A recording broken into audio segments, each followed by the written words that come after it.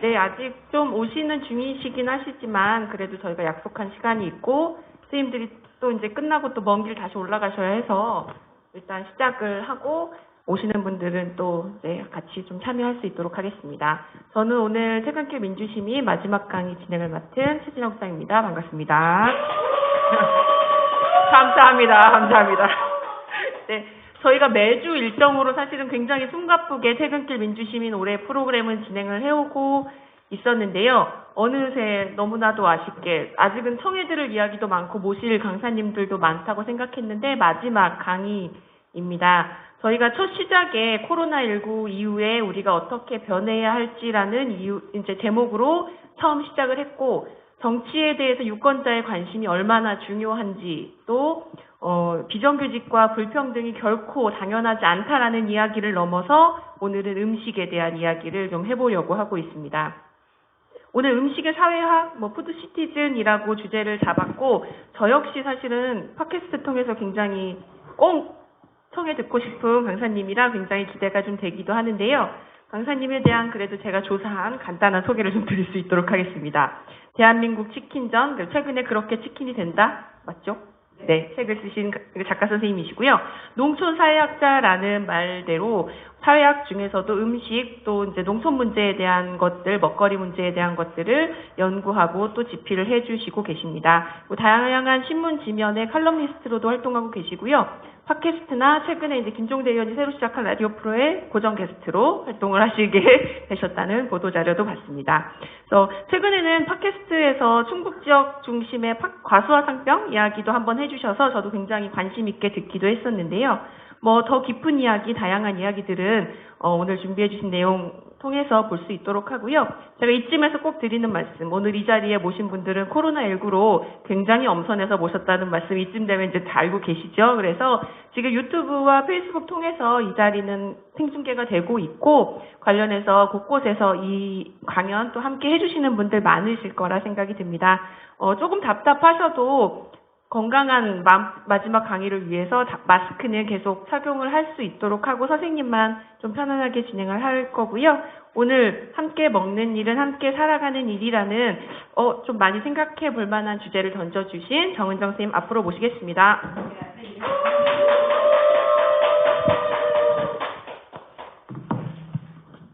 그 팟캐스트 같이 나왔던 그 조성주 이사님, 예. 제가 누나예요, 누나. 그래서 한 번씩 제가 막 내가 누나야 이러면서 근데 대단합니다. 정말 섭외력이 되게 뛰어나신 것 같아요. 저가 아니라 저도 좀 들어보고 싶은 선생님들 강의였는데요. 그래도 청주 오면은 좀 고향에 온 기분이죠. 예, 충주 출신이고 약간 슈퍼에 잠깐 들렸는데 역시 천연 사이다가 이렇게 앞줄에 있는 거 보니까 드디어 이 지역의 경계를 넘어왔구나 이런 딱 느낌이 들었습니다. 그러니까 전 충주 사람이니까 제일 싫은 게 충주하고 청주 헷갈리는 사람들이거든요.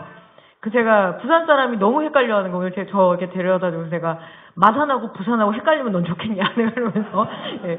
그래도 늘 청주 오면 기분 좋습니다. 저희 이모도 여기 큰 이모도 여기 청주대 뒤에서 하숙집 오랫동안 하셨거든요.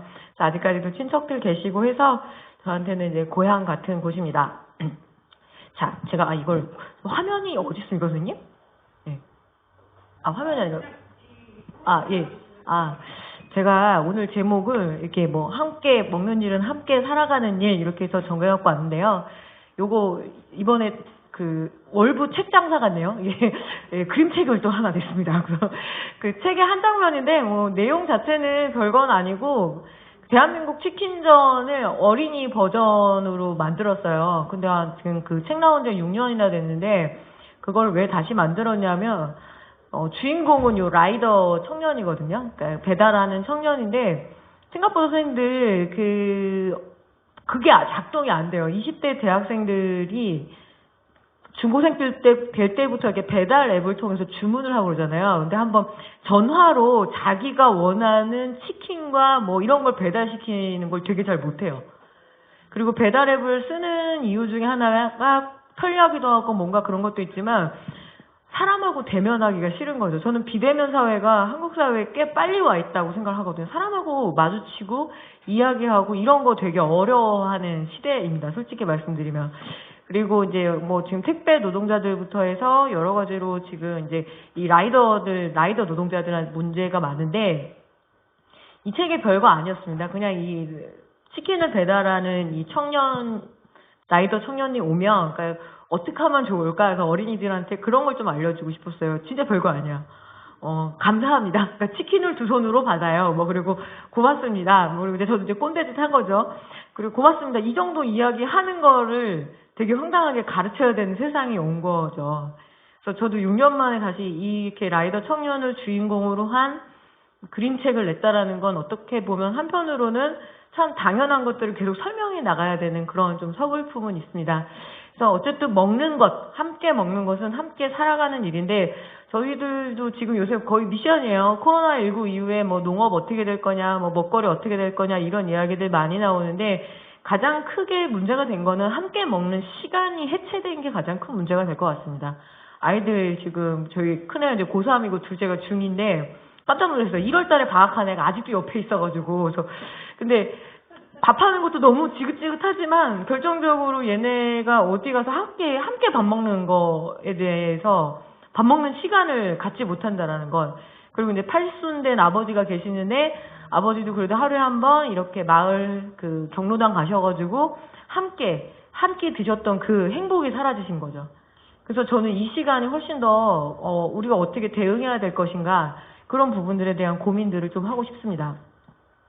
제가 뭐 저를 설명드리면 농촌사회학 연구자입니다라고 하는데, 지금 맨 뒷줄에 우리 이 충청북도의 우리 가장 인류대 우리 큰아버지가, 제가 음성 출신이거든요. 음성 맹동 출신인데, 저희 생전에 큰아버지가 그랬어요. 대한민국이 제일 좋은 대학은 서울대와 충북대라고 진짜 확신하고 그랬거든요. 그래서 네, 서울대와 충북대. 근데 예, 그 대충북대 사회학과에서, 제가 사실 농촌사회학자는 아니고요. 진짜 농촌사회학자는 저 이혜진 교수님 계시거든요. 예, 사회학에서 계속 학생들에게 어떤 농촌, 농업, 농민, 그리고 먹거리 이야기를 하는데, 저도 그냥, 어디 할 말이 없으니까 사회학 중에서도 농촌 문제를 공부를 한 그런 연구자이자, 그리고 대한민국 치킨전이라는 이 책의 저자이면서, 그리고 요거를 좀 잘 모르시더라고요. 백남기 농민 투쟁기록, 이 책을 제가 썼거든요. 근데 아무도 모르세요. 예. 우리 아버지만 아세요. 아버지는 출판기념회 때 오셨기 때문에. 그러니까 치킨에 대해서 쓴 사람이 백남기 농민의 어떤 죽음을 다뤘다라는 거에서 매칭을 잘 못 시키더라고요.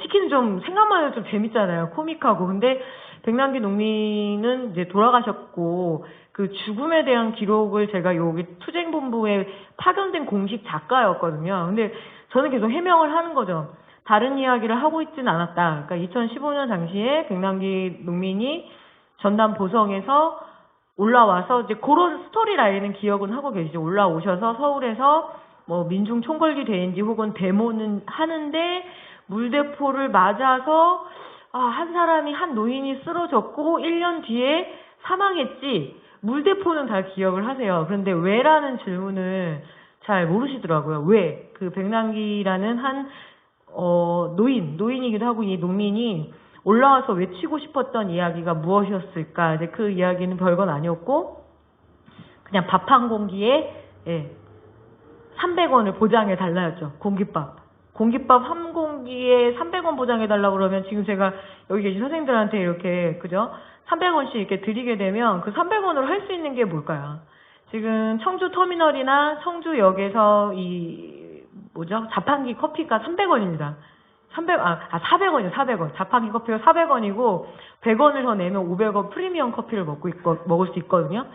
그러니까, 그러면 우리나라에서 이 밥 한 공기가 300원이 안 됐다라면 도대체 지금 현재 가격이 어느 정도인데, 올해 좀 쌀값이 조금 올랐는데도 250원 안 돼요. 대체적으로 200원에서 230원 사이거든요. 그럼 제가 선생님들한테 다시 200원에서 230원을 드릴게요. 이걸로 뭐 맛있는 거 사서 드시라고. 그건 진짜 한국 사회에서 이제 껌도 한 통 사 먹을 수 없는 돈인데, 그 300원을 보장해 달라는 요구가 그렇게 무리였나?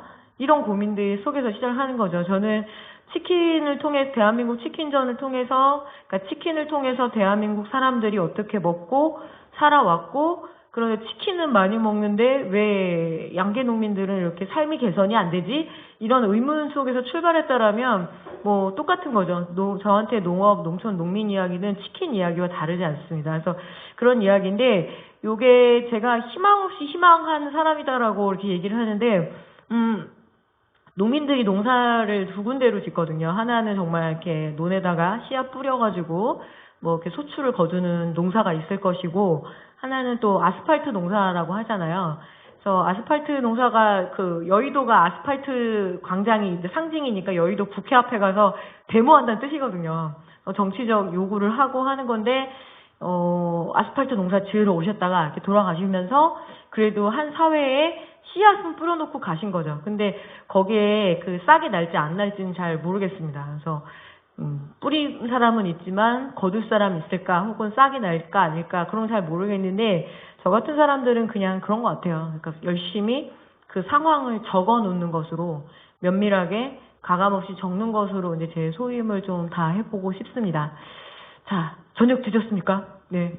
저녁 여기 작년에 여기 봉용 불고기 그래서 그 되게 불친절하잖아요. 원래 충청도 사람들이 좀 그렇잖아요. 그래서 뭐 이렇게 뭐 설명도 잘 안 하고 그냥 알아서 먹으라 그러고 막 근데 작년에 제가 이희진 교수님하고 먹다가 물을 붓고선에 그냥 지글지글 끓이고 있었더니 오더니 되게 무심하게 젓가락으로 평 하고 구멍을 이렇게 먹는 거라서 이미 거의 다 먹었는데 그래서 이러면서 그 제가 저는 뼛속까지 충청북도 사람이니까 당황 안 하지만 이혜진 교수님한테 너무 상처받지 마시라고 이동면 원래 이렇습니다 이러면서 이렇게 설명을 잘 안 한다고 이렇게 얘기했는데 뭐 저녁 저거 먹을 수도 있고 근데 저녁은 웬만하면 다 먹는데 아침에 대한 이야기가 있어요.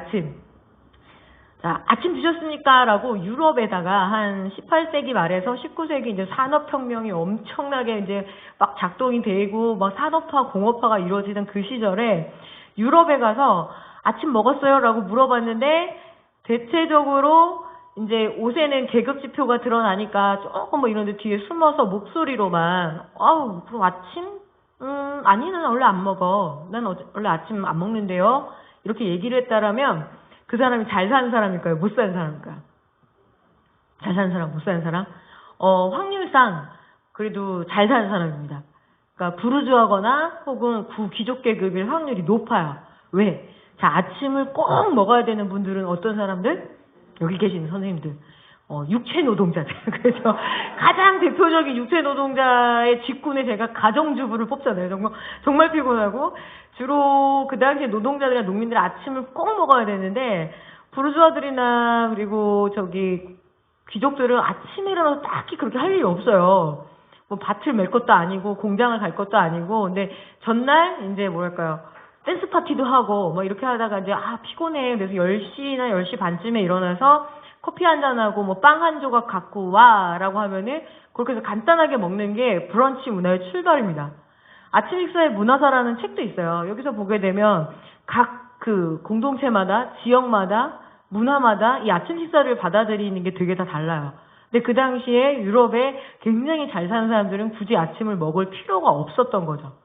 그러면 반면에 아침 드셨어요? 라고 물어보면 당연히 먹었죠. 아침 안 먹고 내가 어떻게 밭일을 하나 혹은 내가 어떻게 공장을 가나 이렇게 얘기하는 노동자들이나 농민들은 아침을 반드시 먹어야 됩니다. 그런데 뭘 드셨습니까? 라고 이제 메뉴를 물어볼 때 이렇게 왜 그런 걸 물어봐요? 이렇게 얘기합니다. 민망하게 뻔한 걸 이렇게 그래도 뭘 드셨어요? 물어보면 당연히 이렇게 대답합니다. 그냥 뭐 감자 먹었죠? 라고 대답을 할 확률이 되게 높아요.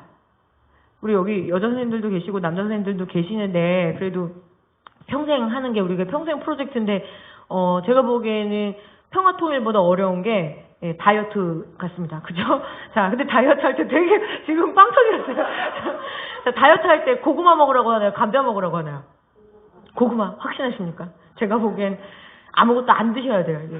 다이어트 할 때 뭔가 먹어서 빼겠다라는 그런 의지를 보이지 않았으면 좋겠습니다. 제가 제일 황당한 게 홈쇼핑 같은 데거든요. 보면 시서스, 깔라만시, 그다음에 카데킨, 뭐 계속 다이어트 신제품들이 나오는데 무언가를 먹어서 확실히 이걸 먹어서 다이어트가 되면 신제품은 나오면 안 되거든요. 근데 신제품이 끊임없이 출시된다라는 건 다이어트 힘들다는 거죠. 유일하게 삶의 진리는 그걸 거예요. 덜 먹고 많이 움직여야지 살이 안 찐다인데, 자, 그럼 반대로 저는 그래도 먹으면서 뺄래요 하면은 많이 권유하는 게 고구마, 닭가슴살 이런 거거든요. 근데 고구마랑 감자가 있다라면 저는 감자가 더 나았을 거라고 생각이 들었거든요. 달지가 않으니까. 근데 그래도 고구마라고 하는 이유가 고구마가 섬유소가 많아서 잘 배출이 되니까 고구마를 먹거라. 그럼 감자는요? 라고 여쭤보면 이렇게 얘기합니다.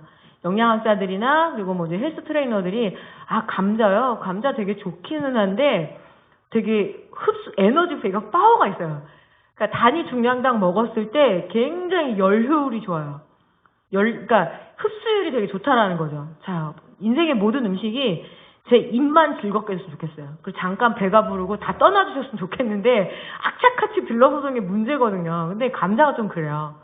감자가 단위 중량당 굉장히 좋은 열량도 내지만 일단 농업의 입장에서 보게 되면 그 당시에 유럽의 민중들이 농사를 지을 때 항상 고민을 해야 돼요. 내가 이번에 어떤 작물을 선택을 해서 돈을 벌겠다가 아니라 생존을 할 수 있는 작물들을 선택을 하거든요. 농사 한번 잘못 망치면은 그냥 기아선상에 딱 놓여요. 19세기까지 정말 다들 가난하고 굶어 죽고 하니까.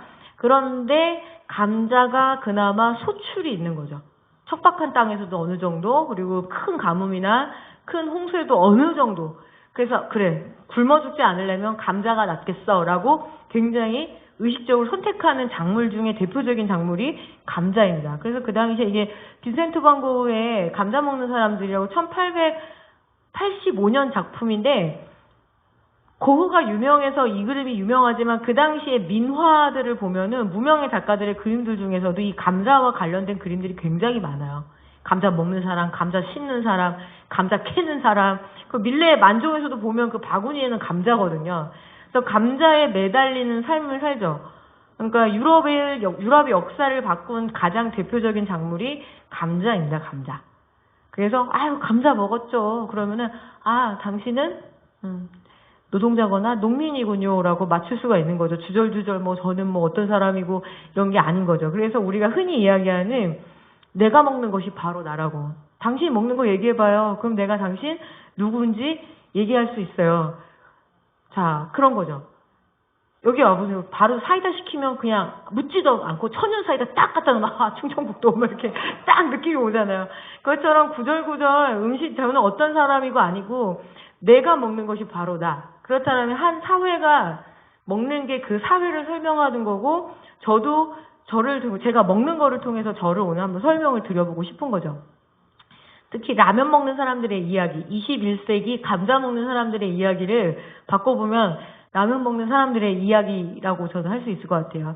이게 우리에게 굉장히 커다란 영향을 줬던 음식들입니다. 내가 먹는 것이 바로 나? 그러면 저는 어떤 사람이냐면 밥에다가 김치에다가 된장찌개를 먹었기 때문에 한국 사람이에요. 이렇게 얘기할 수 있는데, 그런데 절반은 이렇게 이걸로 사 먹거든요. 요 애들이 저랑 거의 연배가 비슷해요. 저랑 동갑자리 하나가 있습니다. 믹스커피가 저랑 동갑입니다. 예. 저 태어나던 해에 믹스커피가 출시를 합니다. 그전에는 커피, 프리마, 설탕 이렇게 해서 이렇게 섞어서 먹었던 건데, 이제는 어떻게 해요? 아예 그냥 가장 맛있고 절묘하게 딱 만들어내서 한국 사회에서 밥 먹고 무조건 믹스커피예요. 예, 77년도입니다. 76년도에 76년도에 개발해가지고 77년도에 딱 해서 완전 빵 터졌어요. 그 다음부터 음료 시장에 1위를 내준 적이 없어요. 예, 얘가 1등이에요. 예, 그러면은 자, 믹스커피는 예전 같았으면 이거 왜 이렇게 많이 드세요? 그러면 자, 믹스커피 누가 제일 많이 먹죠? 학생들이 뭐라 하면 우리 엄마요 이렇게 얘기합니다. 예전에는 이랬어요. 그러니까 믹스커피를 왜 이렇게 많이 먹나 하면은 이렇게 얘기하세요. 예, 농민들이 진짜 많이 드세요. 이렇게 드세요. 이렇게. 이게 충북 음성에서 촬영한 거예요. 충북 음성에서 EBS에서 이제 그 다큐 공감에서 촬영한 건데, 이렇게 마을에 가서 이제 할머니들께서 이렇게 거의 2봉지 넣고 이렇게 대접해서 타신 다음에 간을 살짝 본 다음에 아이고 좀 싱겁네요. 설탕 한 스푼 푹 넣어요. 그런 다음에 이렇게 여쭤본 거죠. 아유, 왜 이렇게 그렇게 드세요? 라고 얘기했더니 우리 충청도 어머니가 이렇게 얘기했어요. 피로가 확 풀리니까 이렇게 얘기합니다. 피곤하니까 이렇게 얘기합니다. 자, 만약에 제가 오늘 푸드시티즌 말한 게 관련해서 이제 식생활이나 영양이나 음식 얘기하면 예전 같았으면 이렇게 했을 수 있어요. 아유, 믹스커피 너무 많이 드시면 안 돼요. 뭐 2시간, 3시간에 한 번씩 당이 당기는 몸으로 변한다. 뭐 당뇨가 올 수도 있어요. 건강하지 않아요. 그리고 특히 문제가 뭐냐면 믹스커피랑 얘랑 같이 먹으면 너무 맛있다는 거예요. 빵하고 둘. 과자하고 같이 먹으면 너무 맛있어요. 2개 먹으면 없던 에너지가, 그죠? 샘솟아서 정말 우주를 정복할 만한 에너지가 오거든요. 그래서 아이고 그렇게 드시면은 계속 당을 한꺼번에 쭉 끌어올렸다가 한꺼번에 이렇게 피치 올린 애들 특징이 뭐냐, 갑자기 뚝 떨어져요. 그럼 또 찾게 되고 또 찾게 되고, 그래서 제가 건강에 안 좋습니다라고 이렇게 이야기도 할 수 있었을 것 같아요. 그래도 우리 참여연대 없는데 조금 더 고급 기술로, 저 커피로 말씀드릴 것 같으면 로부스타종이라 그래서 베트남에서 생산을 합니다. 근데 그걸 우리나라가 2위, 그러니까 우리가 거의 수입을 해요. 베트남. 그래서 베트남의 산림을 훼손하고 베트남의 노동을 착취하며, 그래서 막 이렇게 얘기하면서 우리가 공정무역 커피를 먹어야 되지 않겠냐 뭐 이러면서 약간 고급 기술로 들어갈 수도 있습니다. 글로벌 푸드입니다. 막 이렇게 하는데 더 중요한 건 그거더라고요. 믹스커피를 누가 많이 먹는가? 농민들 많이 드시죠? 그리고 야외 노동자, 5개 노동자, 택배기사들, 라이더들, 뭘까요? 생을 지탱하는 방법인 거죠. 아유, 어떻게 그렇게 왜 드세요? 그러면은 한꺼번에 사서 에너지를 쭉 끌어올리고 빨리 다시 노동 현장으로 복귀해야 되는 거. 선생님들 푸드시티즌 뭐 음식으로 좋은 세상 만드는 거 굉장히 결론 간단하게 내드릴게요. 좋은 음식을 함께 천천히 대화하면서 먹고 산책도 하고 소화도 잘 시키고 다시 노동과 학습 현장으로 돌아가는 사회. 근데 그게 불가능한 사회인 거야. 빨리 먹고 대충 피곤 풀고 그리고 다시 빨리 그냥 먹으면서 일해야 되고 그런 거죠. 좋은 음식에 대한 정보는 늘 중요합니다. 그런데 그 아무리 좋은 음식이어도 먹을 수 있는 사회적 시간이 주어지지 않는다라면 그럼 무슨 소용인가? 학교 급식 메뉴가 막 친환경, 유기농, 뭐 이번 이제 채식급식 선택제 도입됐거든요. 저 울산하고 몇 군데가 막 그렇게 하는데 문제는 뭐냐면 후다닥닥 먹고 바로 다시 모의고사 문제 풀으러 가야 되는 세상이라면 과연 제대로 먹고 있는가라는 질문인 거죠. 믹스커피가 없애자 나쁜 음식이에요가 아니라 우리가 이런 음식의 물성에 매달릴 수밖에 없는 그 사회를 조금이라도 앞으로 나아갈 수 있게끔 하는 거. 급식개혁 중에 왜 그 얘기는 안 하는지 모르겠어요. 청소년들에게 먹고 충분히 소화시킬 수 있는 시간을 주자. 이거 돈 드는 거 아니거든요. 근데 그거 뭐 1시간도 제대로 안 주잖아요. 넉넉하게 시간을 주자. 이런 게 저는 되게 중요한 급식개혁 운동이라고 생각을 하거든요. 그렇습니다. 자, 한번 봐볼까요? 아까 우리 선생님께서 제 나이를 궁금해요. 저랑 동갑 77년생. 여기 누가 봐 언니들 계실 수 있어요. 74년생 호랑이띠. 네. 예, 정통 보름달 땅, 예. 아이고, 누가 봐 언니 계셨네요. 호랑이띠 언니, 예. 76년생 용띠 계십니다. 자, 새우깡, 72년생 쥐띠. 네, 쥐띠. 그리고 요분 좀 우리, 자, 63년생. 예, 연로하신, 네. 학교에 가면 약간 교장 선생님급들입니다. 예. 요게 우리나라 거의 최초의 양산식품이에요. 대기업에서 생산된 양산식품입니다. 저한테도 익숙하고 선생님들한테도 익숙하고 다 익숙해요. 최소한 63년 이후부터 우리나라 60년 정도는 이렇게 먹고 살아왔다라는 거죠. 이거 먹고 배부르고 살쪄가지고 다시 다이어트를 하려고 하는 사회. 그런데 자, 여기에서 이거 많이 먹는데 여기서 우리나라에서 생산된 농산물이 들어간 혹은 농수산물이 들어간 음식을 찾아보세요. 자, 국산 들어간 거. 새우깡, 빙고. 네. 새우깡에, 국내산 생새우를 사용했다고 되게 자랑스럽게 이렇게 해놨잖아요? 그게 군산 지역에 꽃새우를 거의 농심에서 매집을 합니다. 매집을 하는데 그 꽃새우가 이렇게 구워 먹는 대하가 아니에요. 요만해요. 그 꽃새우가 요 새우깡 한 봉지당 무려 3.5마리가. 네. 그래서 이렇게 새우깡이 지나가면 제가 보기에는 분무기로 새우 향기를 뿌렸다라고 생각하시면 돼요. 그거 외에는요. 100% 우리나라에서 나는 농산물 1g도 안 들어가도 생산이 가능해요. 제가 찾아냈어요. 사막라면에 국산이 들어가요. 뭐에? 건파. 스프는 완벽하게 건파가 국내산. 혹은 뭐 그리고 건당근은 또 중국산이더라고요. 그러니까 돌이켜보면 와 정통 보름달 빵에 우리나라에서 생산되는 거 1g도 안 들어가도 생산 가능하고 사람들은 이거 먹고 배부르다 하고 살 빼겠다고 하고 그래서 완벽하게 글로벌 푸드 시스템 그 나라의 사람들이 주로 먹고 그 지역 사람들이 주로 먹는 것들이 글로벌 단계에서 오는 이런 것들을 먹으면서 산다라는 거죠. 자, 밀가루하고 설탕하고 물엿하고 고기하고 식용유 이게 현대사회에서 가장 중요한 식재료이자 산업의 원료입니다. 제가 산업의 원료라고 얘기하는 건 최소 개별 품목마다 국내 기준으로 10조 이상이에요. 10조 이상. 자, 10조가 얼마인 줄 알고 놀라시는 거예요? 10조가 어느 돈이냐면 일단 1조라는 돈 알려드릴게요. 제 네이버 같은 데 검색해보면 저같이 쓸데없이 궁금한 거 많은 사람 많아요. 그래서 1조는 얼마인가요? 그랬더니 당군 할아버지 때부터 5,000년 동안 매일 뭐 60만 원인가? 50만 원씩 쓰면 사라지는 돈이 1조래요. 그럼 10조면요. 네, 600만 원 정도를 매일매일 쓰면. 그러니까 산업 수준이에요. 한번 봐볼까요? 자, 밀가루 얘기를 해볼게요. 저희 아버지가 충북 음성 맹동면 출신이시거든요. 그래서 맹동 국민학교를 나오셨는데 41년생이세요. 그래서 올해 8순이시거든요.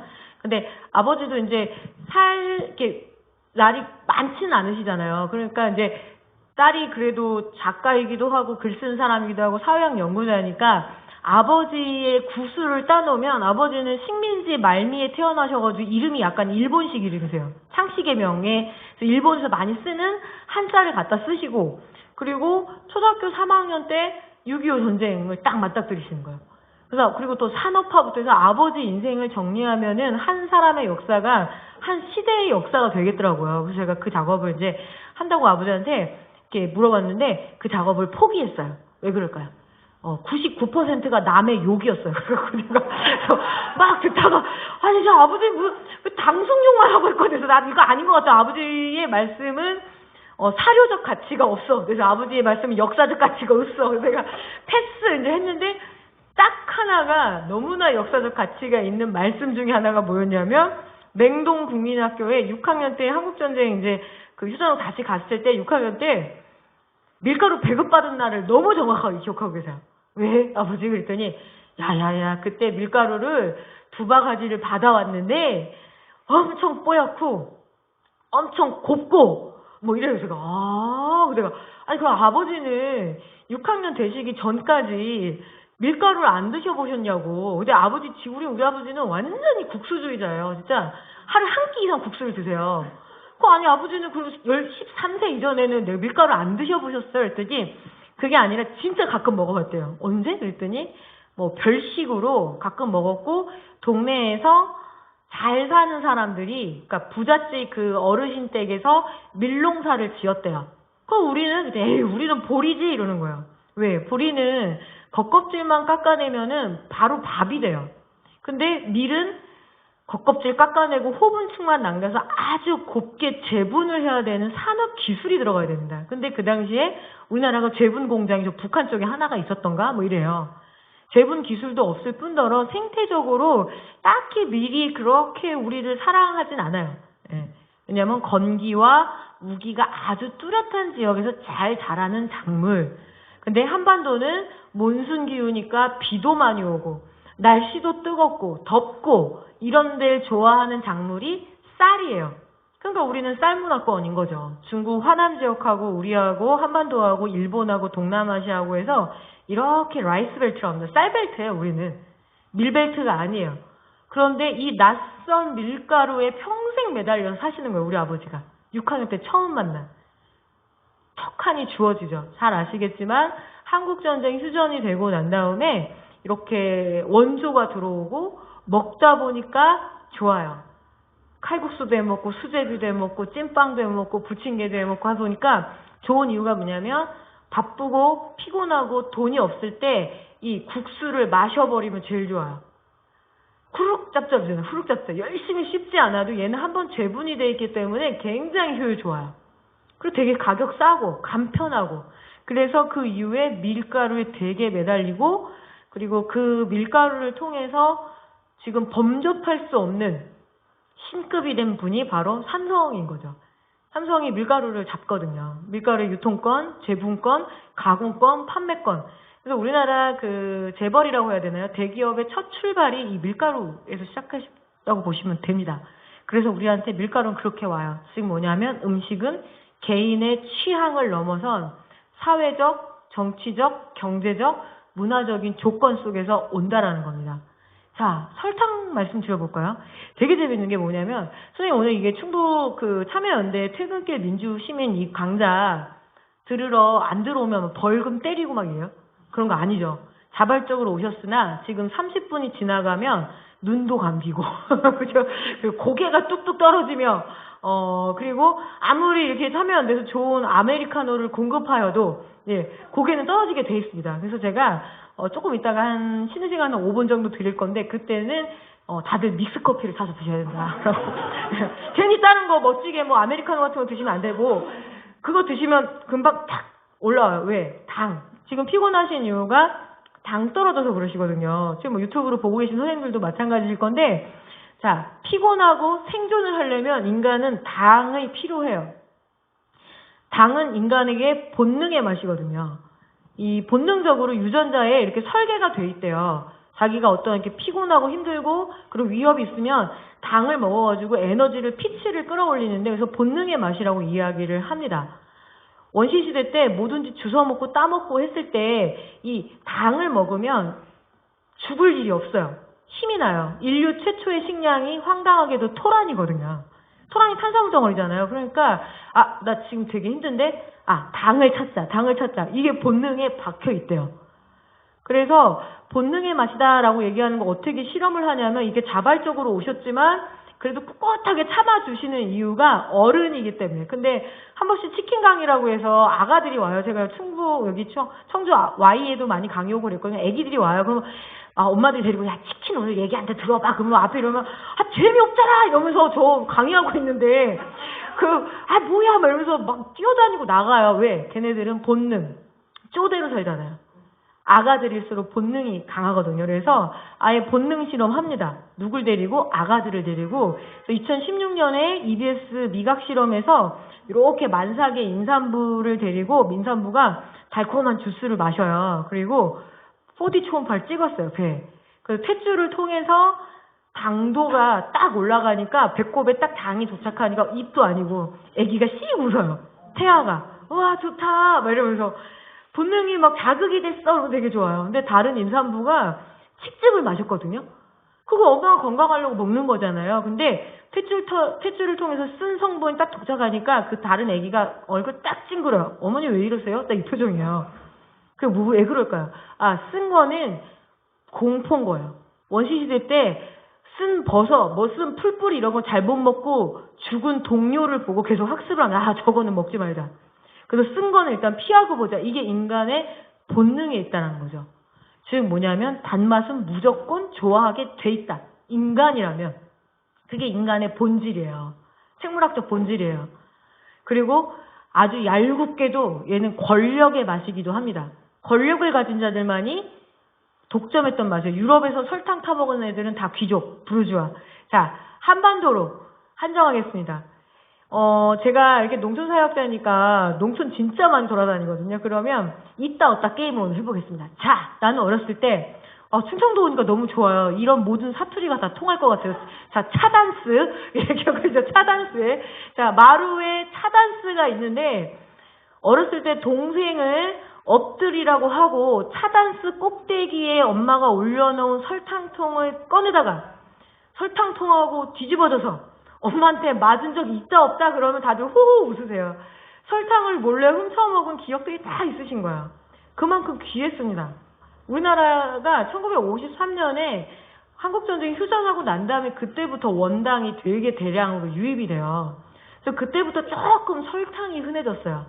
여전히 비싸지만 겨우겨우 그때 아주 돈 가진 사람들만 향유했던 맛. 그리고 조선시대 때 이렇게 조선왕조실록 같은 거 보면 자기가 예뻐하는 신하들한테 이렇게 설탕을 줘요. 그러니까 내가 되게 예뻐하는 신하인데 노모가 편찮으세요. 그러면은 임금이 설당을 내어주거라 해가지고 이렇게 약으로 줍니다.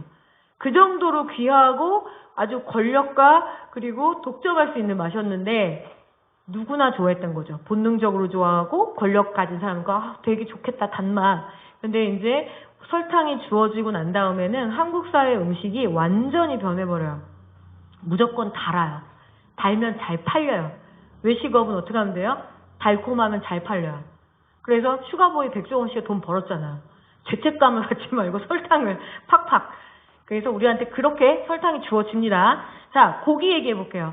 고기의 가장 큰 상징은 이제 마블링이 있는 소고기이긴 하지만 제가 이제 닭 장사다 보니까 닭을 갖고 왔어요. 자, 그 소고기에서 보면 우리 조카가 지금 대학교 2학년인데 이 녀석이 이제 대학교 갈 때 이렇게 자기소개서 같은 거 써야 되잖아요. 학종해서 써야 되는데 지도 쓰면서 한심했나 봐요. 그러더니 저한테 이러더라고. 이모 내가 지금 좀 되니까 난 진짜 부러운 거는 소밖에 없다 그랬어요. 소. 그래서 내가 소는 왜 부러워? 그랬더니 우리 조카가 하는 말이 걔는 놀고 먹었는데 1등급이잖아 이랬어요. 아, 그렇구나. 그래서, 그래, 제가 근데 축산물 품질평가 마블링 등급 평가하는데 이사거든요. 근데, 자, 1등급. 소의 1등급을 줘보세요. 걔 기준이 뭐예요, 선생님? 와, 얘 내신 1등급. 얘 지방, 마블링. 얼마나 지방질이, 근내 지방도가 몇 % 이상인가 그러면 1등급 줘요. 그리고 아주 골고루 잘 퍼지고 더 촘촘하면 2+ 줘요. 예, 2등급을 더 올려줘요. 그럼 사람 몸에 1등급 줘보세요. 신체. 물론 우리가 인성은 다 1등급이죠. 근데 몸매. 마블링 있으면 되겠어요? 안 되겠어요? 세상은 우리에게 계속 요구하죠. 마블링을 줄이고 근육질 몸매로 가라고. 그게 모순인 것 같아요. 아니, 입은 마블링 고기가 봉용 불고기가 땡기게 해놓고 마치, 그죠?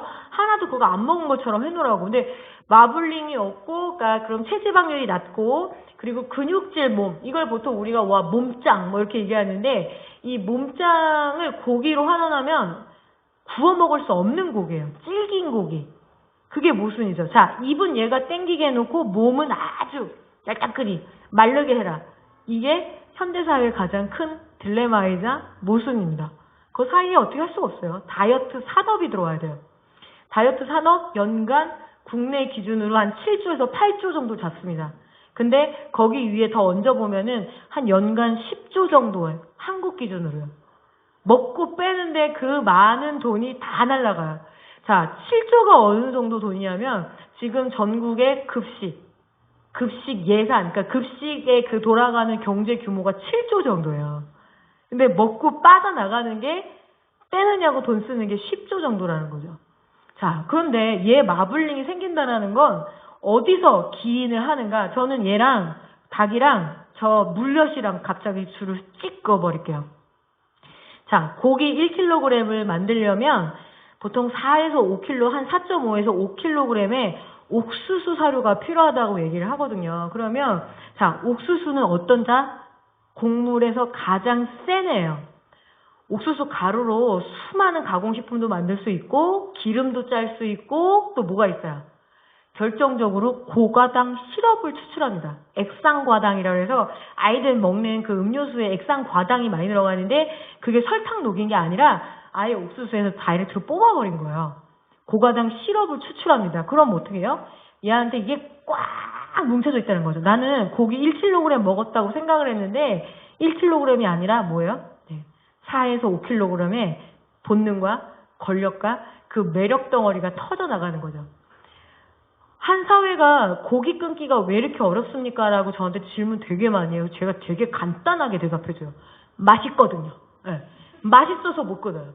그 풍미, 씹으면 씹을수록 올라오는 그 매력 덩어리. 아주 농축된 맛이거든요. 현대의 축산이 되게 대단합니다. 그래서 우리가 고기를 제어하기 되게 어려운 사회에 자, 비도 오고 날씨도 꾸물꾸물하고 그런 선생님들은 누가 생각나십니까? 부침개. 그죠? 부치기 아니에요? 충청북도 기준으로. 자, 저는 분명히 누가라고 여쭤봤습니다. 사람에 대해서 물어봤지만 전국 공통이에요. 대답은 부침개, 부치기, 찌짐. 딱 한 번 전남 담양에 갔는데 그때 아버님 한 분이 심수봉 이랬어요. 아, 그래서 유일하게 딱 한 번만 맞추시고 대체적으로나 부치기 생각나고 부침개 생각난다는데 비만 오면 얘 생각날 정도로 중독성 세다는 거예요.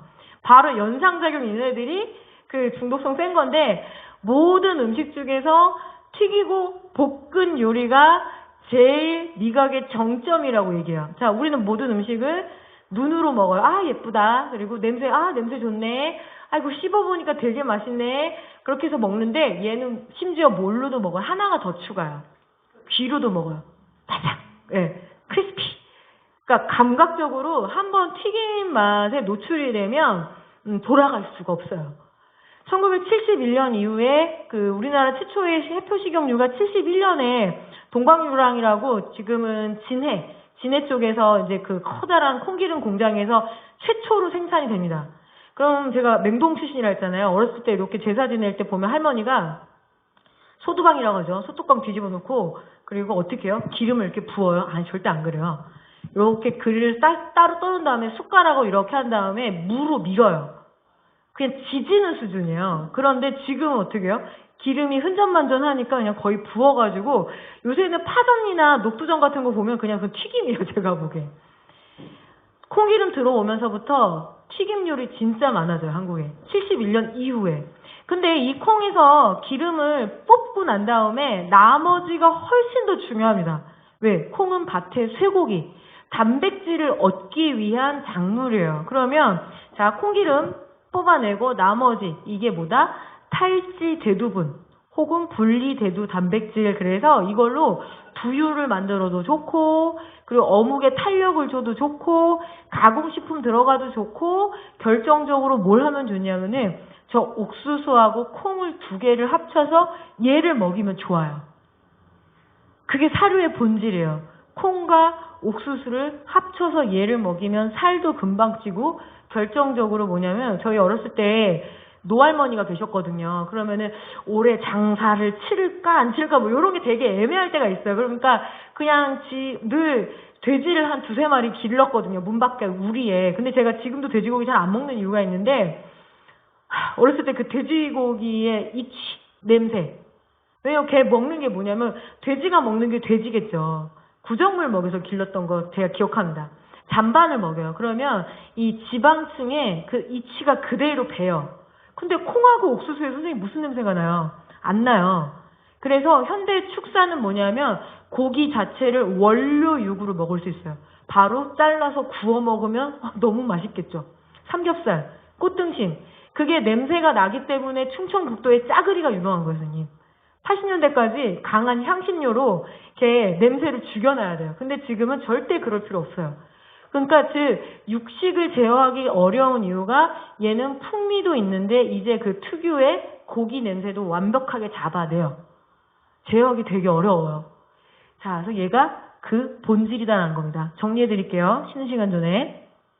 자, 후루짭짭 밀가루. 평생 우리 아버지를 괴롭히는 이 매혹적인 존재. 그리고 어떻게 해요? 1등급. 그죠? 꽉 뭉쳐진 이 매력. 그리고 뭐예요? 비만 오면 생각나는. 제가 뭐 불륜의 대상이에요. 왜 비만 오면 생각나요? 근데 이 세 개를 합쳐보세요, 선생님. 그게 뭘까요? 그게 후라이드 치킨이에요. 행복의 세제곱. 자, 그럼 제가 질문 드려볼게요. 자, 세 개가 맛있겠어요? 요거 한 마리 삶으면 백숙이 맛있겠어요? 당연히 치킨이 맛있어요. 그거는 그 집으로란 영화가 2000년에 저기 충북 영동에서 촬영했거든요. 그 유승호가 데뷔작이 그건데 거기서 걔가 할머니한테 할머니 나 치킨 사줘 해요. 할머니가 못 알아들으시고 닭을 한 마리 푹 삶아주거든요. 또 유승호가 그때 이제 애기 때였는데 어린이였대는데 솥단지를 엎어버리고 막 울어요. 울면서 하는 대사가 하이라이트예요. 할머니 바보야 왜 닭을 물에 빠뜨렸어 하면서 울어요. 그게 무슨 뜻이에요? 할머니 나는 태어나자마자 이 세 개를 같이 먹었던 존재라는 존재선언이에요. 더 무서운 거 있어요. 세 개에다 선생님 물엿을 바르세요. 뭘까요? 양념치킨. 네. 닭강정. 행복의 4제곱. 그거는 진짜 이제는 막장 찬 거야. 돌아올 수 없어요.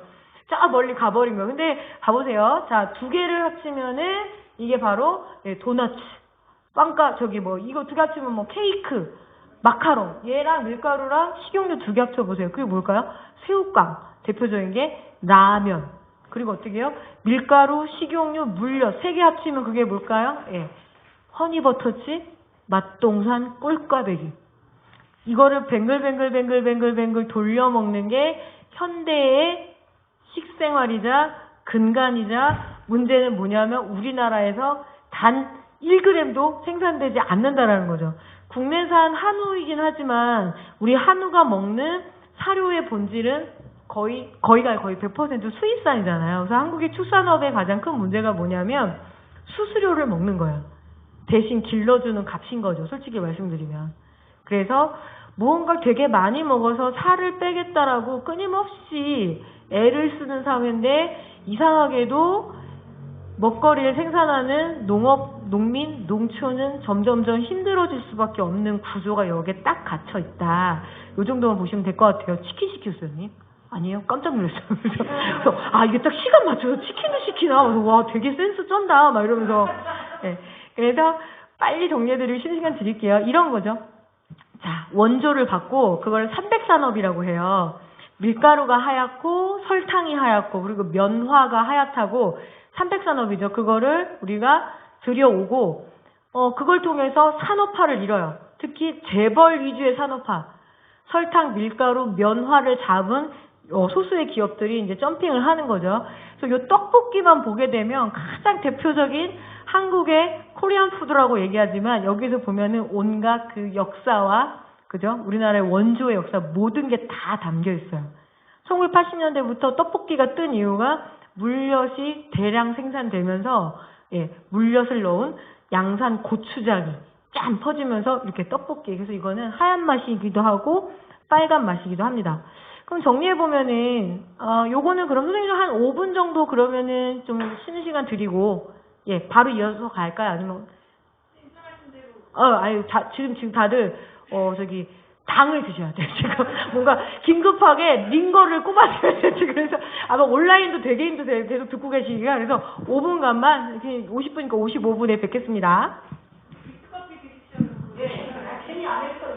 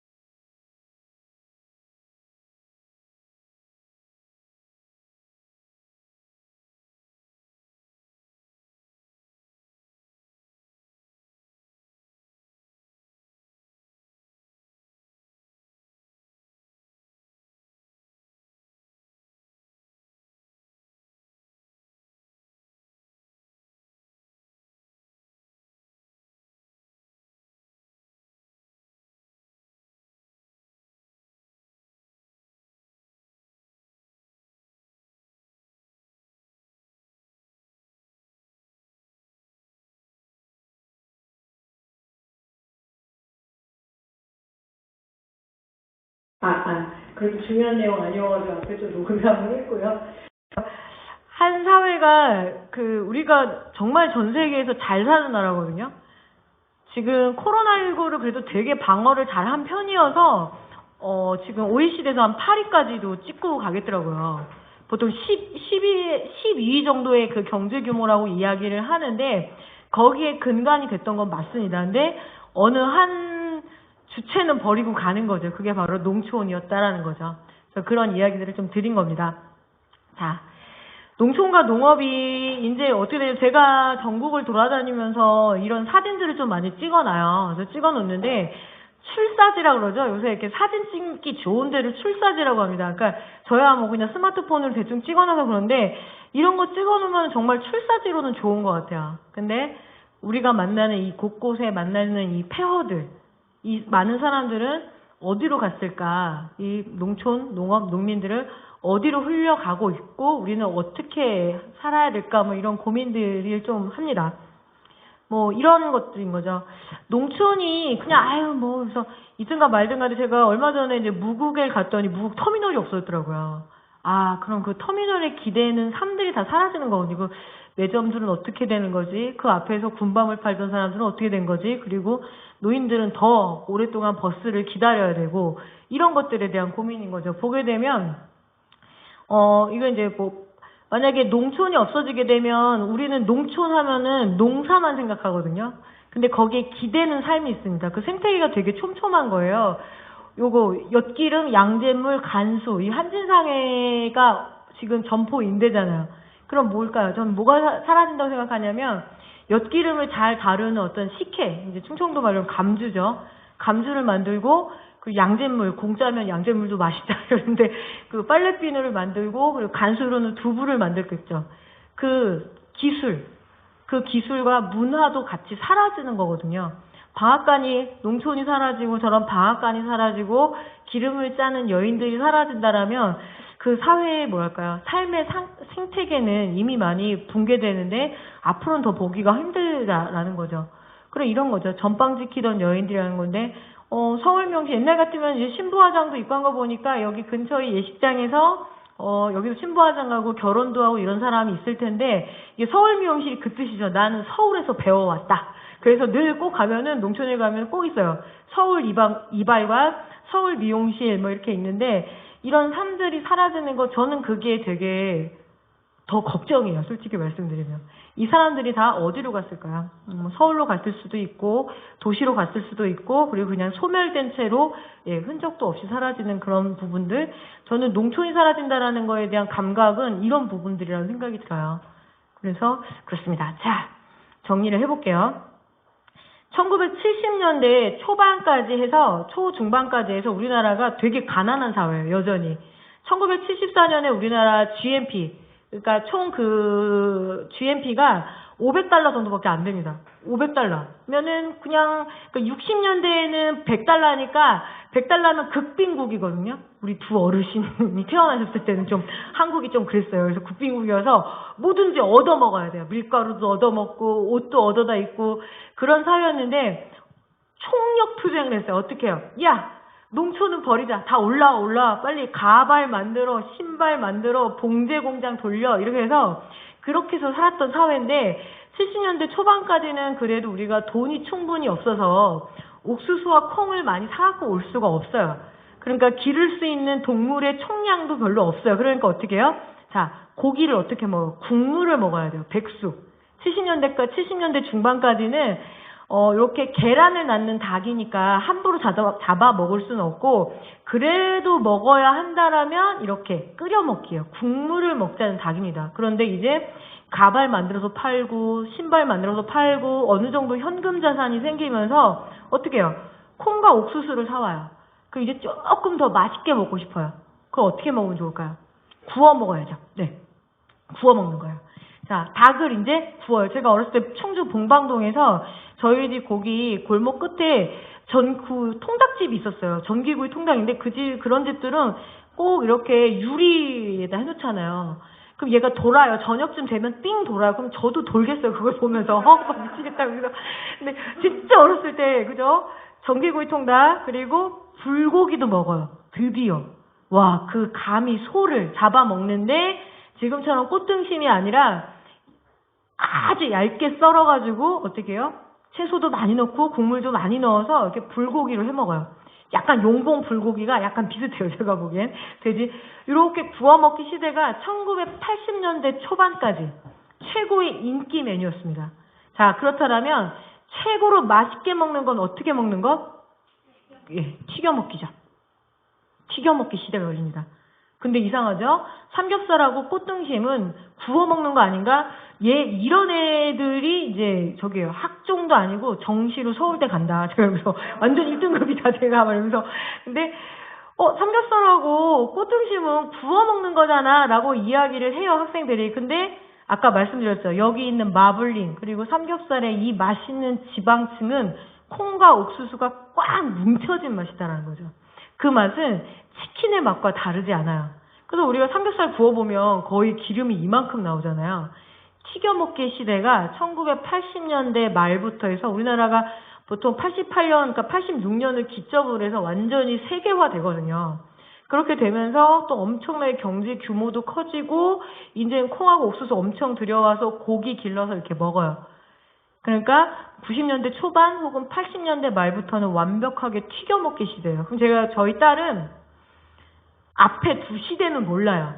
백숙과 구워 먹는 건 음식이 아니에요. 걔한테는. 이게 음식이에요. 그래서 걔는 보쌈만 해줘도 왜 자꾸 삶냐고 고기를. 엄마 제발 구워주세요. 이렇게 얘기하거든요. 이 시대를 살아요. 저는 백숙 시대 끄트머리에 태어났다가 어린이 시절을 구워먹기 시대를 걸쳤다가 저도 튀겨먹기의 시대를 사는 사람. 그러니까 선생님들께서 지금 대하고 있는 대부분의 어린이, 청소년, 청년들은 어떤 시대? 이 시대. 근데 이 시대에 사는 사람들하고 지금 푸드 시티즌 해보자고 얘기를 하는 거예요. 즉 그것은 뭐냐면 미션 임파서블이다. 예. 불가능하다는 거예요. 제가 그게 됐으면 여기 왔겠어요. 우리 딸도 안 돼요, 지금. 예. 딸은 막 음식 차려주면 이렇게 막 나물도 묻혀주고 이래요. 뭐 먹어? 이렇게 물어봐요. 예. 똑같아요. 뭐 먹어? 이렇게 물어봐요. 예. 그렇게 돼요. 저도 어렵다라는 겁니다. 90년대생이 왔어요, 선생님. 우리 딸이 2002년생이거든요. 조금 있으면 걔가 이제 대학교를 가야 될 텐데 걱정이네요. 다음 달 수능인데. 자, 어떤 일들이 벌어지냐면 제가 학교 급식에 관심이 많아서 취재를 많이 들어가고 청주에도 그 급식 때문에 몇 번 들어왔는데 영양사 선생님들이 너무 힘들대요. 아이들 때문에. 거기에 한 명이 더 포개됐어요. 교사들. 90년대생 출신 교사들은 어떤 사람들? 튀겨먹기 사람들. 그러면 이런데요. 자, 나물 주면 여사님 괜찮아요. 저 안 먹어요. 이런데요. 돈가스 나오는 날 막 선생님도 막 좋아하는 거예요. 90년대생이 왔어요. 조금만 지나보세요, 선생님. 2000년대생 교사들이 와요. 한 시대가 이제 완벽하게 튀겨먹기 시대의 사람이 튀겨먹기 아이들을 가르치는 사회. 그러면 우리가 좀 그래도 조금은 구워 먹자. 조금은 삶아 먹자. 그러면 우리는 어떤 사람이 된다? 라떼는 말이야. 이렇게 얘기하는 그런 꼰대가 되는 거죠. 어려워요. 구조적으로. 솔직히 말씀드리면. 그래서 이것들을 어떻게 풀어나갈까? 그런 고민들이 좀 듭니다. 자, 너무 심각했어요. 요새 대세가 유튜브기 때문에 유튜브에서 내내 심각하면은 다 나가버려요. 그래가지고 사람들을 잡아먹는 방법으로. 그래서 이혜진 교수님이 조금 더 버텨주셨어야 되는데 앞에는 다 똑같거든요. 그래서 가버리셨고 오늘 이거 조금 새로운 건데 저를 다시 치킨으로 인사를 드릴게요. 저는 이 시절의 사람입니다. 예, 통닭이라고 부른 요게 영양센터 전기구이예요. 통닭세대입니다. 안녕하세요. 자, 우리가 치킨이라고 생각하면 통닭이라고 생각하면 기분이 좋아요. 왜? 통닭 먹고 치킨 먹은 날은 좋은 날이었거든요. 소울이 충만한 날. 어떤 날? 운동의 날, 소풍날, 그리고 뭐 교회나 성당 다니시면 크리스마스 날, 절 다녀도 크리스마스 날은 괜히 그냥 치킨 먹게 돼 있어요. 그리고 또 무슨 날? 생일날. 그리고 또 어떤 날? 요런 날. 성적을 끝내주게 받아오는 날. 장난 아니죠. 막 54명 중 1등하고 막 학년 428명 중 1등하고 우리 엄마가 그러면 아이고 막 공부 잘했네 그러면서 방학식 날 그래 오늘은 뭐 치킨 통닭 사줄게 이렇게 하는 거죠. 그러니까 치킨을 생각하면 되게 기쁜 날, 좋은 날이에요. 이렇게 하면은 준다는 거죠. 근데 안타깝게도 이거는 제 성적표가 아니라 김태희 씨의 성적표입니다. 그러니까 저보다는 김태희 씨가 한 번은 더 통닭을 먹었을 확률이 높아요. 자, 치킨하고 통닭을 생각하면 어때요? 좋은 사람들하고 먹을 수 있어요.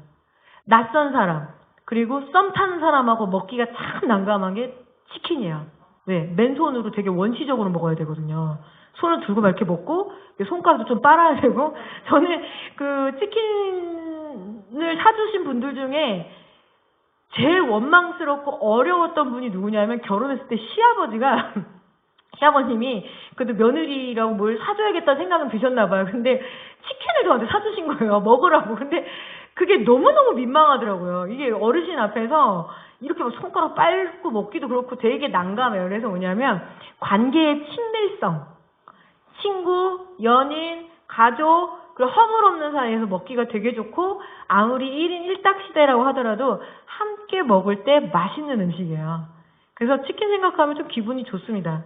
제가 이 말씀을 드리는 건 기존에 우리의 어떤 음식에 대한 이야기들을 할 때는 너무 일도양단이에요. 맛있다, 맛없다, 비싸다, 싸다. 먹으면 안 된다, 몸에 안 좋다. 이런 건데 음식이란 존재는 되게 복잡하다는 말씀을 드리는 거예요. 추억으로도 먹거든요. 기억으로도 먹거든요. 그래서 음식에는 강력한 문화적인 요소가 있기 때문에 이 존재를 다룰 때 조금 더 복잡하고 다면적으로 접근을 해야 됩니다. 근데 그동안에 사실 통렬하게 반성해야 되는 게 시민사회단체 혹은 우리 시민사회 조직에서 음식을 너무 단순하게 다뤘어요. 그래서 지속 가능성이 되게 떨어져요. 이거 좋은데 우리의 추억과 이런 것까지 다 사라질 수는 없으니까. 그래서 조금 더 문화적인 요소에 대한 고민들을 좀 나눠보면 좋을 것 같아요. 그리고 이런 거죠. 자, 이게 지금 이제 무슨 이게 충청도 맞네요. 이게 남녀가 유별하여 지금 저도 쫙 닭 삶았습니다. 자, 통닭 시켰습니다. 선생님들 다리 드셨죠? 다리 드셨죠? 죄송해요. 다리 드셨죠? 예. 자, 여기 계신 우리 여성 동지들. 어렸을 때 엄마가 통닭을 사주고 닭을 삶았을 때 다리는 누구 거? 아버지 거, 오빠 거, 남동생 거. 내 다리는 날 그죠? 다리는 특히 한국에서는 여성들에게 한이 맺힌 부위예요. 근데 요새 학교에 가가지고 초중고생들한테 이 질문 자체를 이해를 못해요. 한 자녀 가정, 두 자녀 가정이니까 우리 여학생들도 다리 내가 먹는데 이래요. 다자녀 가정 아닌 이상은. 근데 어머니들한테 30, 40대 여성들한테 물어보면 집에서 치킨 시켰을 때 다리를 어떻게 해요? 그럼 뭐라고 하는지 아세요? 진짜 죄송한 일이에요. 남편이 집을까봐 2개를 빨리 집어서 애들 손에 준대요. 빨리 얘 먹어라 이러면서. 그래서 막 엄청 웃었는데 의외로 이게 세대가 빨리 끝났어요. 다리에 대한 로망이 끝났어요. 한국 사회가. KFC가 우리나라 1985년도에 처음 들어오거든요. 종로에 들어와서 지금은 그 아이들이나 가는 거야 이러지만 85년도에 최초로 KFC가 이렇게 종로에 딱 상륙을 하면 거기에 드나드는 사람들은 어떤 사람들이냐면 이렇게 우리 남자 선생님들처럼 양복 입고 그런 분들이 점심에 근엄하게 들어가요. 비싸니까 고급이니까 그 당시엔 그랬어요. 그런데 이제 점점 인기가 많아져가지고 여대 앞에서 되게 장사가 잘 됐거든요. 이화여대 앞에 그리고 성신여대 앞에. 그런데 거기서 그래도 그 당시에 80년대 중반에 집에서 2대 보낼 정도고 숙대 보내고 이럴 정도면 개명천잔 집이고 좀 어느 정도 이렇게 재력도 있고 이런 집인데도 그 당시에 이렇게 주문을 할 때 2대생들마저도 다리로 주세요. 이런데요. 자, 뒤에 손님 주문하시겠습니까? 그러면 다리로 주세요. 되게 이게 한이 맺힌 부위래요. 달라요. 음식이란 같은 그냥 글로벌 푸드라고 생각했는데 각 지역에 토착하라는 과정이 있어요. 그러면 이거 원조인 미국은 어디가 인기가 있을까요? 걔네는 윙을 좋아해요. 하딩을 좋아해서 특히 슈퍼볼 시즌 이럴 때 그냥 날개가 모자라요. 거기는. 우리는 다리. 근데 이제 쓰러져가는 문화죠. 하나 더 볼까요? 돌이켜보니까 우리 엄마는 뭘 드셨지? 네, 저희 어머니가 좀 일찍 돌아가셨어요. 그래서 저희 여쭤볼 데가 없어요. 엄마 그때 우리 치킨 시켰을 때 뭘 드셨나? 기억도 잘 안 나고. 근데 그건 하나 기억이 나요. 80년대에 엄마가 이제 통닭을 시켜주면 이제 통닭집에 전화를 해요. 닭집에 전화를 해서 뭐라고 할까요? 첫 마디가? 조각을 많이 내달라. 제가 4남매 막내에다가 왜 그랬을까요? 꼭 그 농촌에 약간 미필적 고의에 의해서 갑자기 태어나는 삼촌이 있어요. 그래서 저희 아버지하고 한 20몇 살 나이는 막내 삼촌이 있어요. 그 막내 삼촌이 충주에서 고등학교 나온 삼촌, 엄마가 키운 삼촌이 있거든요. 그러니까 늘 느낌은 뭐냐면 큰 오빠 같아요. 삼촌을 보면. 그러니까 엄마 입장에서는 5명을 먹여야 돼요. 그러니까 지금처럼 치킨 몇 조각 얻다가 안 되니까 아예 조각을 많이 내려고 해요. 그리고 나서 막 우리가 이제 먹었겠죠. 그러면 다리는 당연히 삼촌 하나, 그리고 오빠한테 갑니다. 그리고 이제 저렇게 먹는데, 엄마는 뭘 드셨지? 라고 생각해보면, 모르겠어요. 목이라도 이 양반이 당모가지라도 하나 드셨을까? 그래서 이제 치킨 가지고 이렇게 인터뷰도 하고 여쭤보면 그런 얘기가 있더라고요. 엄마는 뭘 드셨어요? 이렇게 물어보면 기억 못하는 게 태반이고, 한 명의 인터뷰가 되게 인상적이었는데, 막 이제 그 통닭 먹고 나가서 놀다가 딱 들어왔는데 엄마가 화들짝 놀래더래요. 왜? 자식들이 먹고 남은 그 뼈에 살을 발라서 드시다가, 그리고 그 떨어진 튀김가루를 손으로 꼭꼭꼭 찍어 먹고 있다가 아무리 어린 자식이어도 너무 민망해 하시더라. 이 이야기가 있어요. 음식에는 굉장히 뭐랄까? 소울, 추억, 그리고 사랑, 기억 이런 것들도 있어요. 근데 저는 한 사회가 음식을 가지고 이런 이야기들을 많이 하는 사회가 좋은 사회라는 생각이 들어요. 네. 그래서 그런 이야기들을 좀 드리고 싶었습니다. 이것 때문에 그런 거죠. 자, 음식의 본질이라고 할까요? 인간이란 어떤 존재일까 했더니 인간이란 입이 2개라고 얘기를 합니다. 밥을 먹는데 입으로도 먹고 심장으로도 먹어요. 소울로도 먹어요. 심장. 자, 이 그림은, 이 사진은 일단은 제가 일부러 그 출처를 안 써놨는데, 일단 날짜를 먼저 말씀드리면 2014년 4월 28일. 누가? 한겨레 신문에서 보도된 사진. 어디에서 봐서 중요하겠죠. 예, 팽목항입니다. 자, 4월 28일이면 뭐 세월호 참사가 벌어지고, 그리고 부모들조차도 내 자식의 생환을 기대하기가 어려운 시간이죠. 불가능한 시간입니다. 그러면 뭐냐면 아이들을 위한 그 상식이에요. 상식. 윗상자 쓰는 상식. 망자를 위한 음식입니다. 그러면 그 아이들이 제일 좋아했던 음식들을 보게 되면 뭐 피자, 치킨, 바나나 이런 것들이잖아요. 과자 이런 거예요. 하나 더 보여드리면 그해 추석 사진입니다. 2014년 10월 첫 주에 이제 그 노컷뉴스에서 보도된 사진인데요.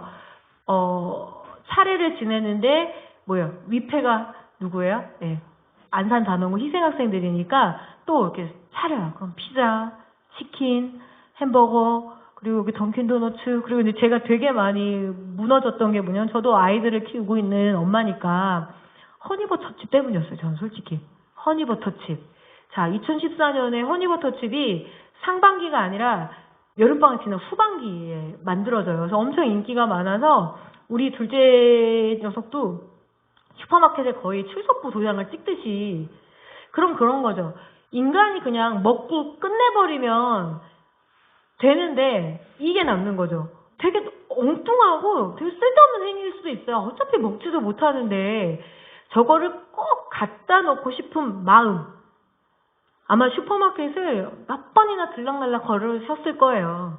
그런 마음. 저는 이 마음을 관통할 수 있는 게 되게 중요하다고 생각합니다. 그 마음을 회절시키지 않는 거. 이런 게 인간이 음식을 대하는, 그리고 한 판의 피자와 한 마리의 치킨이 아주 복잡한 존재라는 말씀을 드리는 거죠. 그 정치와 경제와 사회와 문화 이런 것들이 다 한꺼번에 몰려오는 거죠. 이런 겁니다. 뭐 계속 이런 좀 사진을 보여드려서 안타깝긴 한데 아직까지도 해결이 되지 않은 문제이기 때문에 우리 시민사회가 굉장히 또 더 주목을 해야 되는 거죠. 어느 해의 사진인데 이 뉴시스에서 이제 보도된 건데 이 떡볶이를 갖다 놓는 그 마음 있잖아요. 인간에게 음식이란 이런 존재입니다.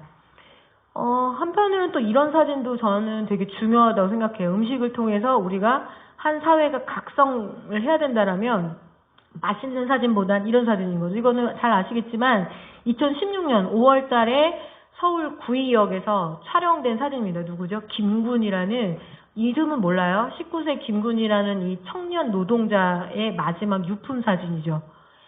유품을 수습을 했을 때 많은 사람들이 심금을 울린 게 요 사발면. 아이고, 사발면 정도밖에 먹고 일을 못한 건가? 이렇게 얘기를 하는데 가끔가다 제가 이렇게 강의에서 이 사진을 보여드리면 뭐 어쩔 수가 없어요. 연세 많으신 특히 남성 어르신들이 화를 내요, 저한테. 그거 좋아해서 먹은 거야? 이렇게 얘기합니다. 맞아요. 좋아해서 먹었을 수도 있어요. 근데 이거는 식사이기도 했을 겁니다. 특히 이 유품을 수령했을 때 이 모친께서 많이 우셨던 이유가 뭐냐면 너무 직감하신 거죠. 아, 내 새끼가 사람 취급을 못 받았다는 거예요. 왜? 숟가락하고 이 기름때 묻은 공구가 뒤섞여져 있었던 거야. 자, 인간의 식사란 어떻게 해야 되는 거죠? 앉아서 깨끗하게 닦여진 밥상이나 테이블 위에 앉아서 깨끗하게 설거지가 된 식사 도구를 들고 누군가 눈 마주치면서 먹는 거를 식사라고 얘기합니다. 그런데 도구 없이 얼굴 받고 먹었을 때 그걸 뭐라 그런다? 여물이라고 그래요. 자, 짐승과 인간을 딱 분리시키는 게 이거예요. 식사 도구를 써? 아니야? 그런데 아시게 됐던 거죠. 그건 거죠. 한 사회가 되게 냉혹하게 얘기한 겁니다. 야, 뭐 대학도 안 나오고 특성화고 나와가지고 뭐 그냥 너 비정규직이고 하도급이고 넌 그렇게 취급받아도 돼라고 한 사회가 사람을 그렇게 대한 거죠. 그래서 5월 달에 이제 올해 4주기였는데 추모제가 열려요. 그러면은 그때쯤 되면 스크린도어에 이렇게 뭐 메모지도 많이 붙여져 있고 그 추모객들도 와서 이렇게 꽃도 놓고 촛불도 켜고 하는데 작년인가에는 한 20대 여성이 이렇게 그 샌드위치를 하나 갖다 놓더라고요. 근데 그 샌드위치는 어떤 샌드위치였을까요? 편의점 샌드위치. 예. 그리고 거기에 포스트잇을 붙여놓는데 이렇게 해놨습니다. 천천히 먹어요. 예. 천천히 먹어요. 그러니까 이 한 청년 노동자가 살아있을 때는 늘 서서 그냥 밥 먹을 시간조차도 그 자기 안전조차도 보장받지 못했던 거죠. 그래서 어떻게 해야 될 것인가라고 해서 우리가 뭐 반성하자, 뭐 도입하자, 뭐 산업 어떻게 하자 했는데 글쎄요, 변했을까요? 그 3년 뒤에 김용균 씨의 또 마지막 유품이죠. 발전소. 제가 이 두 사례가 되게 중요했던 건 뭐냐면 사기업이 아니었잖아요. 하나는 발전소, 하나는 지하철. 그런데 나중에 이 참사가 벌어지고 나서 이 죽음을 쫓아가니까 다 책임이 없대요. 하청 줬는데요. 이렇게 돼버리는 거죠. 3년 동안 한 사회가 조금도 나아가지 못한 장면인 것 같아요. 그래서 김용균 씨가 엄마한테, 어머 김미숙 씨한테 이렇게 그냥 내가 혼자 일할 때는 아무도 없고 식당도 다 문 닫았고 그래서 어쩔 수가 없어 엄마 내가 이거 갖고 들어가서 이렇게 먹어야 돼 이렇게 얘기했다라는 거죠. 모든 노동자들은 그래도 8시간 일하고 1시간의 식사 시간을 보장받아야 된다는 건 노동법에도 있는데 그걸 아직까지도 잘 지키지 않았다라는 거죠. 근데 남 탓할 수가 없다는 생각이 들어요. 저도 기성세대거든요. 제가 제 손으로만 뽑은 대통령이 지금 벌써 몇 명째인데 더 이상 남 탓은 하고 싶지 않습니다. 내가 뭔가 투표를 하고 그리고 이제 선거에 참여해서 투표를 할 때 어디에다가 투표를 했는가라고 가만히 돌이켜 생각해 보면 그런 사람한테 했어요. 자, 모든 노동자들에게 1시간에 제대로 된 식사를 제공할 거예요. 만약에 그걸 안 하면 그 사업주를 잡아다가 뭐 벌금 언제 2억씩 때리고 계속 반복되면 뭐 실형 때릴 거 이런 사람한테 안 뽑았어요. 누구? 아파트값 올려주겠다는 사람한테 제가 뽑았어요. 그리고 이 동네에 지하철을 끌고 오겠다는 사람한테 제가 거기다가 투표를 했어요. 한 사회가 먹거리에 대한 음식에 대한 그리고 누군가의 약자의 삶에 대해서 관심을 갖겠다. 그걸로 해서 열심히 정치를 하겠다고 하는 거에 제가 한 번도 가치 투표를 하지 않았다라는 거죠. 그건 저에 대한 통렬한 반성이기도 해요. 앞으로는 이런 가치에 제가 정치를 하겠다. 그래서 먹는 것도 음식이야말로 그 한 사회의 정치적 역량 그리고 정치의 수준 그리고 정치의 현재를 드러낸다라고 제가 감히 생각합니다. 이건 뭐냐면 청주도 충북교육청도 있는데 혹시 여기 초중고생을 기르고 있는 학부모님 계십니까? 예. 선생님 몇 학년이에요? 우리 선생님 아이 초등학교 1학년이요? 1학년 6살? 뒤에 선생님 몇 학년? 아이가 고3, 고1이요? 아이고, 우리 살아남으십시다. 제가 지금 고3, 중2거든요. 그래서 우리 집이 요새 난리예요. 막, 딸은 고3, 중2 아들, 갱년기 엄마. 그래가지고 막 셋이 막, 지금 제가 아직은 윈이에요. 자, 시끄러워. 막 이러면서 막. 근데 아이들이 학교 안 가면서 꾸러미가 왔잖아요. 가정 꾸러미가 왔는데 이거는 전남 나주 중심이에요. 나주 개혁 잘 왔어요. 막 채소도 오고 와 되게 좋았겠다. 근데 저도 기다리고 있었거든요. 경기도 남양주시가 기준입니다. 덜컥 왔어요. 이게 왔어요.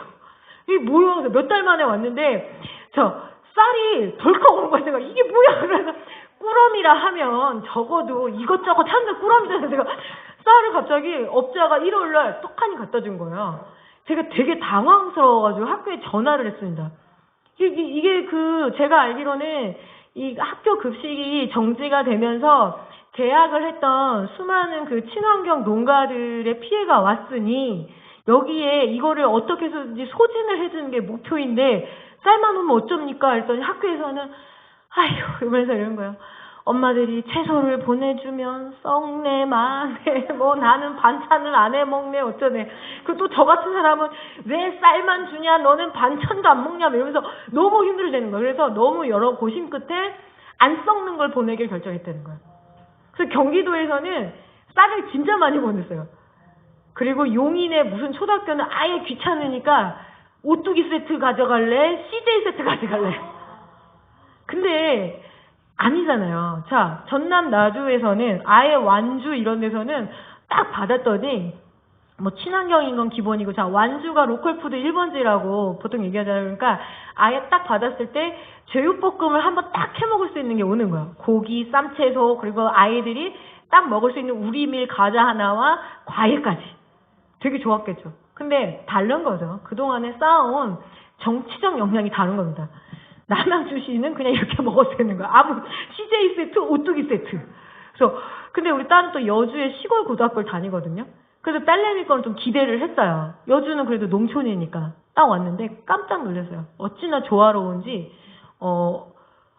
사조 참치 그리고 사조 참치 그리고 CJ 거 하나 그러니까 골고루 회사 될 거. 특정 것만 하면 안 되겠다고 생각한 것 같아요. 그리고 거기에 덩그러니 쌀 하나 그리고 감자 2개 제가 이걸 받고 아 이렇게 차이가 나는구나.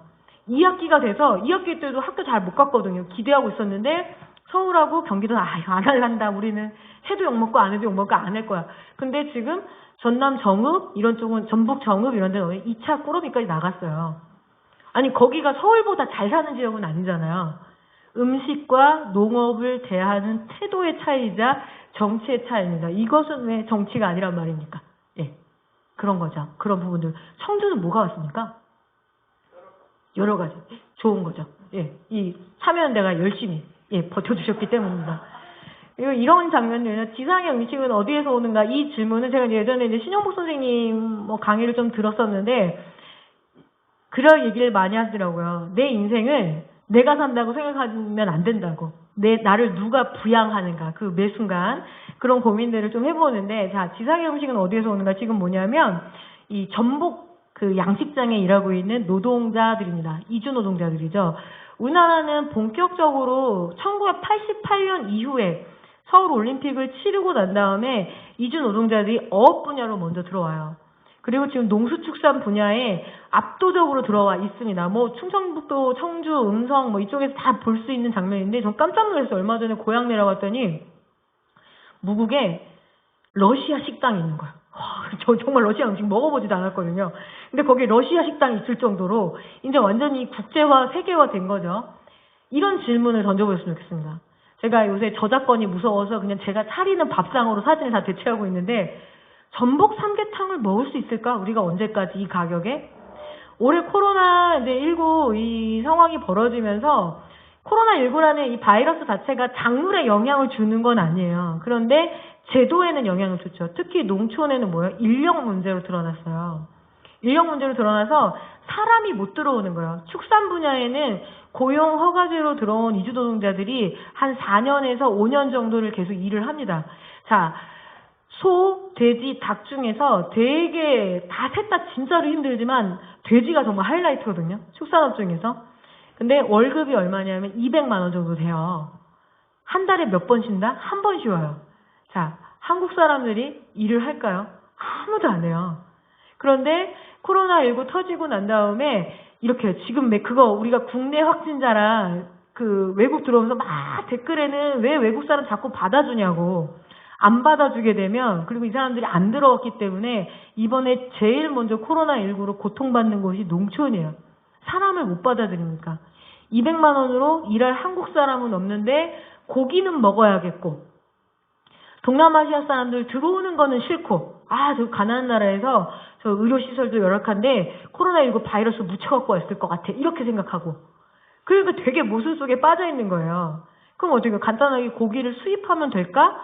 이런 생각을 할 수도 있죠. 그리고 저 힙스터 같은 분들이 이렇게 얘기해. 어차피 그거 우리나라 축산업 의미 없다. 그거 다 100% 수입을 해서 먹는데 차라리 그냥 고기를 수입해서 먹으면 되지. 사료가 100% 외국산인데 이렇게 얘기하는 사람들도 있거든요.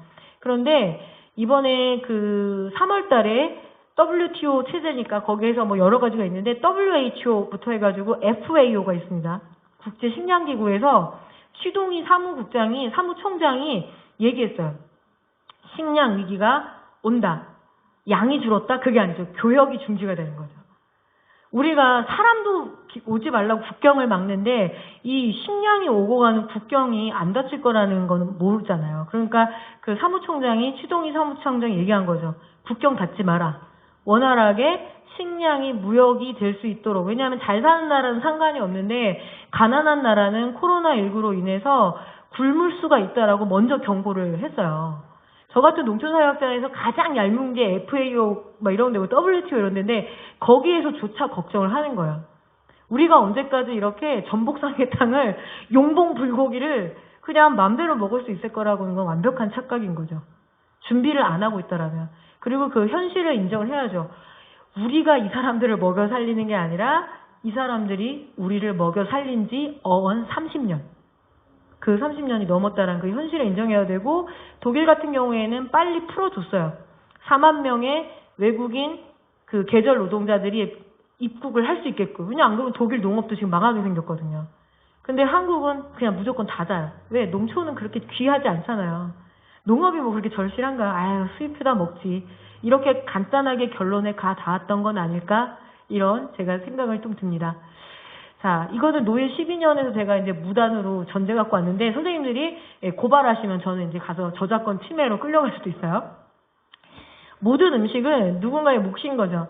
자, 치킨은 왜 이 아메리카계 미국인, 그러죠? 아프리카계 미군이죠. 죄송하지만 어쩔 수 없이 흑인 노예라고 그냥 말을 쓸게요. 자, 흑인 노예들의 소울푸드가 되었는가라고 질문 던져볼게요. 치킨이 보통 이렇게 얘기를 합니다. 백인 농장주가 닭가슴살은 먹고 나머지 부위를 던져준다. 어이 니네 먹어라. 알아서 먹어 했더니 흑인들이 자기 고향에서 먹던 스타일이 어떻게 되냐면 이 닭에다가 강한 양념, 스파이스라고 그러거든요. 강한 양념을 해서 튀겨 먹었다 해가지고 그게 보통 프라이드 치킨의 출발이자 그리고 흑인들의 소울푸드다라고 얘기를 합니다. 치킨이 그렇게 해서 이제 그 스토리가 짜여져 있는데 그거 무슨 말이냐면 고향에서 먹던 맛, 고향을 그리워하는 거죠. 근데 이것도 좀 약간 과잉된 게 뭐냐면 꿀꿀이죽 담론하고 비슷해요. 모든 음식에는 가난이라는 스토리가 들어가면 잘 팔려요. 없던 시절에 이렇게 먹었던 것, 뭐 부대찌개라든가 뭐 이런데 흑인 노예들이 치킨만 먹었던 건 아니거든요. 그런데 이제 마치 치킨이 그게 이제 상업화된 거죠. KFC가 그 이미지를 차용하면서 된 건데 중요한 건 뭐냐면 모든 음식은 누군가의 몫이 들어있다는 거죠. 그래서 뭐 커피도 그렇고 설탕도 그렇고 공정무역 이야기할 때 그 두 품목을 먼저 이야기하는 이유가 뭐냐면 이 사람들을 너무 쥐어짜가지고 갖고 왔기 때문에 우리가 공정무역으로 해야 되지 않겠는가 먼저 이런 이야기가 나오는 건데 지금 우리가 먼 시절 얘기할 필요가 없다는 거죠. 당장 우리가 먹고 있는 치킨, 삼겹살, 꽃등심이 누군가의 누구? 당연히 농민과 그리고 이런 분들의 그 삶이 깃들어 있다라는 겁니다. 지금 청주 내덕동이죠? 내덕동인가요? 근처가? 굉장히 많이 불 꺼져 있더라고요. 이게 구도심이 된 그런 전형적인 지역인 것 같고, 여기 맥양집이라고 하죠? 맥양집 아시죠? 맥주양주집. 그래서 제가 그런 거 되게 잘 알거든요. 그래서, 되게 쇠락해 가는구나라고 느껴지는데, 편의점을 제가 몇 개인지 좀 세어봤어요. 꽤 많더라고요. 의외로 구석구석에는. 자, 우리가 편의점이 보통 42,000곳이라고 얘기를 합니다. 그럼 여기서 우리 아이들이 좋아하는 게 이런 것들이에요. 이게 뭐냐면 저기예요. 마크 정식. 마크라는 아이돌 그룹 남자 멤버가 편의점에 떡볶이에다가 그리고 햄에다가 스트링치즈 해가지고 딱 렌즈에 돌려 먹으니까 너무 맛있다. 그래서 이거는 거의 간식이 아니라 정식이다 이러면서 이게 마크 정식이에요. 그리고 요것도 되게 좋아요. 불닭볶음면에다가 삼각김밥에다가 우리 선생님 요게 뭘까요? 빙고. 와, 역시 대단하시네. 요리에 좀 관심 있으십니다. 예. 대체적으로 조금 저보다 큰 오라버니급의 남자분들은 뭐라고 많이 대답을 하시냐. 가래떡이라고 대답을 꽤 해주세요. 심지어 지난번 어디에서는 젓가락이라고 얘기하시는 거 제가 아이고야 말이면서 자, 이렇게 먹는 걸 되게 좋아해요. 그럼 제가 아이들에게 얘기하죠. 아유, 얘 그렇게 먹으면 야 짜고 맵고 달고 기름지고 어쩌고저쩌고 이렇게 얘기하는데 한 가지 더.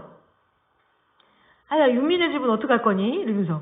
자, 윤미네 집. 원래 라면이나 이런 것들은 윤미 슈퍼마켓 가서 사 먹으면 돼요. 그럼 윤미 엄마가 신라면 하나 팔아가지고 요게 그래도 30원 정도 더 남겨요. 그런데 우리가 신라면이랑 새우깡을 여기에 가서 사 먹는 이유, 사 먹는 어떤 그 메커니즘을 말씀드릴게요. 자, CU는 어디냐면 보관그룹이에요. 모기업이. 보관그룹이 어디냐면 홍라이 여사의 친정입니다. 옛날에 패밀리마트하고 나 리조트 사업 만약 이번에 보관그룹 산세하고 누구랑 결혼했냐면 아모레 퍼시픽 딸하고 결혼했어요. 참 연애들도 잘해요. 어쨌든 자 그렇게 되는데 CU가 어떻게 된다? 홍라이 여사의 친정 기업이에요. 즉 삼성 이지용 부회장님의 외갓집이에요. 우리가 삼성에 벗어날 수 없는 삶을 살거든요. 핸드폰도 써야 되죠. 냉장고도 써야 되죠. 근데 그 외갓집까지 갈 필요가 있을까? 라고 물어보면 학생들이 그때부터 이래요. 자, GS도 아실 거고 세븐일레븐은 우리 청주와 너무 친연하죠. 예, 롯데. 청주에 왜 이렇게 롯데가 많을까요? 제가 늘 의문이에요. 자, 그리고 미니스타 글로벌 기업입니다. 이마트 24는 어딜까요? 이마트 신세계그룹.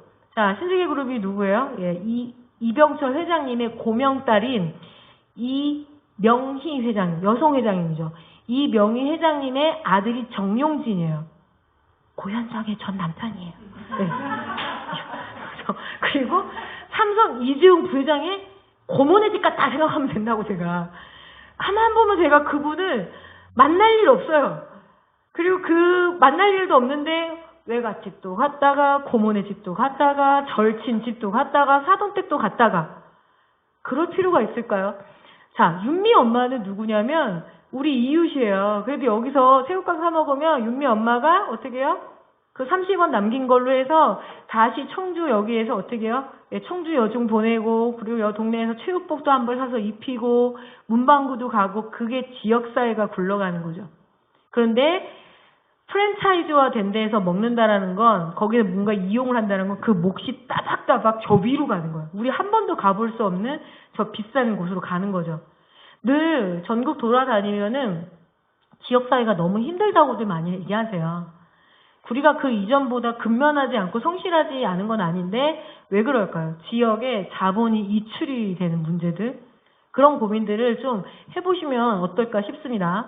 그럼 이렇게 얘기해요. 아니에요. 그 CU 사장님 우리 저기 뒤에 여기 상당구에 그 아파트 사장님 맞아요 라는 이야기를 할 수가 있죠. 학생들 입장에서는. 근데 원래는 동명슈퍼 사장님이었어요. 이렇게 얘기해 줍니다.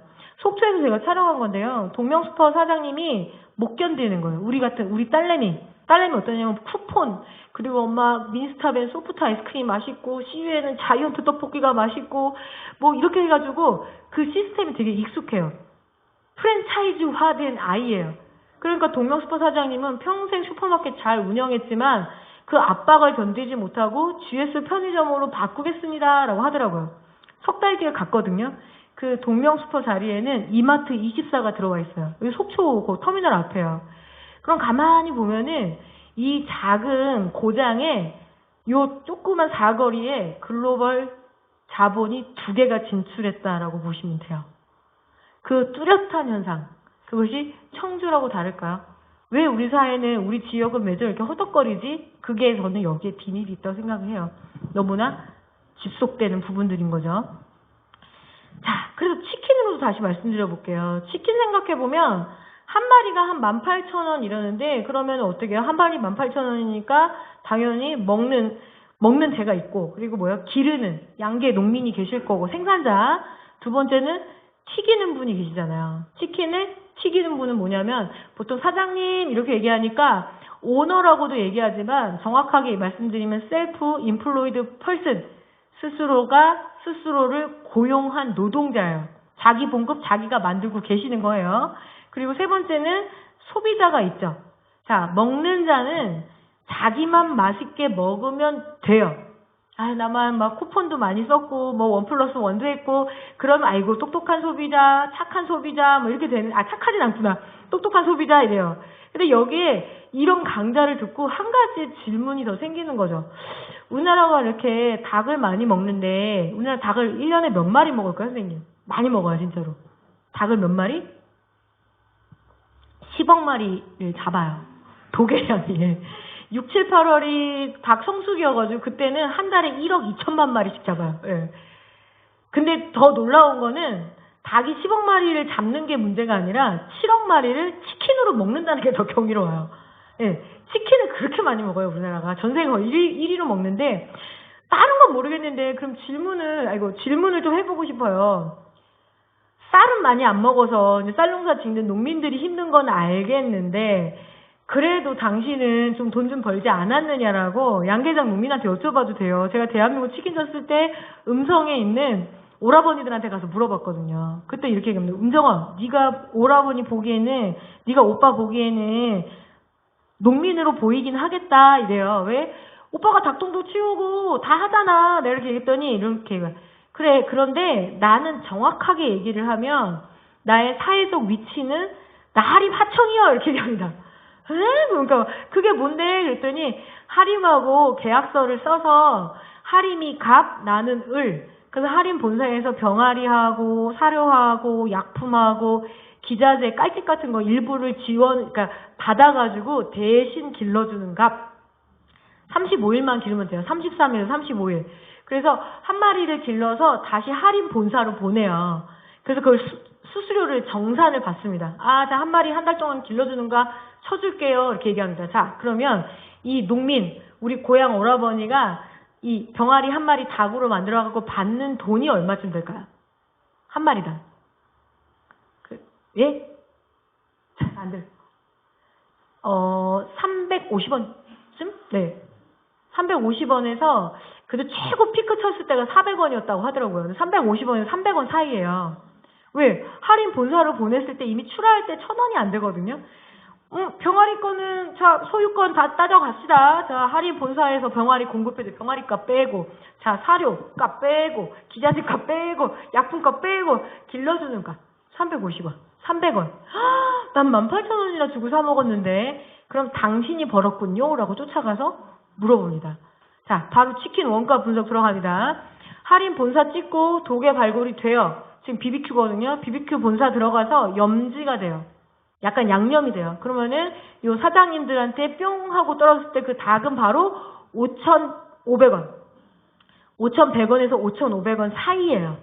우리가 시켜 먹는 치킨에는 이미 닭값이 5,500원이 빠져야 되고, 치킨 한 마리의 중요한 원가가 식용유 한 마리당 1,000원, 그리고 파우더가 600원에서 700원, 그리고 반반 무가 한 가게 500원, 그리고 탄산음료, 천연사이다 안 줘요. 자, 탄산음료가 뭐예요? 예, 700원에서 500원 사이.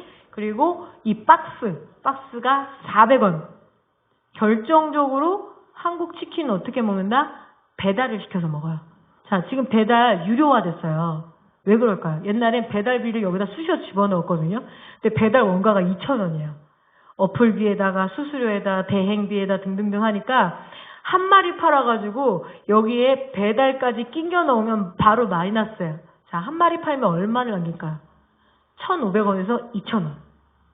상권에 따라 다르지만 그 정도 값이 남아요. 그러면 분명히 나는 18,000원을 지급을 했는데 내 치킨값은 어디로 갔을까라고 했을 때 제가 하림이라는 거대한 육계회사를 만납니다. 자, 충청북도를 연고로 한 재벌 기업이 있다 없다? 있어요. 하림이 충북에 되게 음성이 크게 공장 있잖아요. 하림은 재벌이에요. 오뚜기는 재벌이 아니에요? 오뚜기는 아니에요. 오뚜기는 대기업이 아니에요. 오뚜기는 중견기업. 중소기업도 아니지만 대기업도 아니에요. 근데 여기는 대기업. 자산 11조. 10조 이상이면은 대기업 집단으로 분류가 되는데 자산 11조예요. 닭도 기르고 사료도 하고 치킨 너겟도 만들고 사료도 있고 하니까 어떻게 해요? 돼지도 길러요. 선진포크, 하이포크. 그리고 또 뭐예요? 주원산 오리도 길러요. 뭐 같은 가금류니까요. 그리고 또 뭐예요? NS 홈쇼핑도 있어요. NS 홈쇼핑이 할인 거예요. 그래서 이렇게 보고 있으면 이런 거 다 팔아요.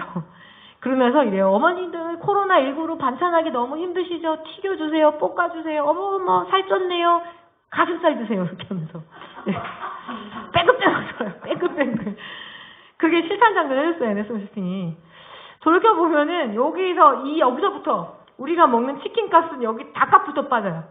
그리고 BBQ가 조금 더 가져가고. 그런데 이런 세상인 거죠. 지금 뭐 모자 쓴 선생님은 안 계시지만 이 모자값이 얼마쯤 될까요? 26억이에요. 모자값이 26억이에요. 저기 하림 회장님이 저기 프랑스에서 사갖고 오셨어요. 예, 나폴레옹 썼던 모자라고.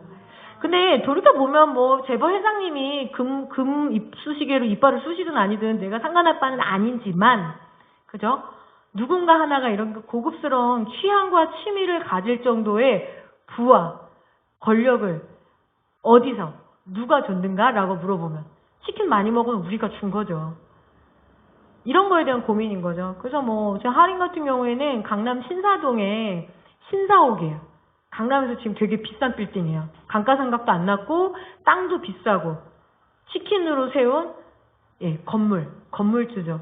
돌이켜보면 참 우리가 무언가 많이 먹고 입고 쓰면 그래도 이렇게 생산하는 농민들이 조금 행복해지고 그리고 직접 이것들을 만들고 튀기고 하는 사람들이 조금 행복해지고 이랬으면 좋겠는데 우리가 먹고 입고 쓰는 것들이 어디로 갔나라고 살펴보면 이런 것들이 상징인 것 같아요.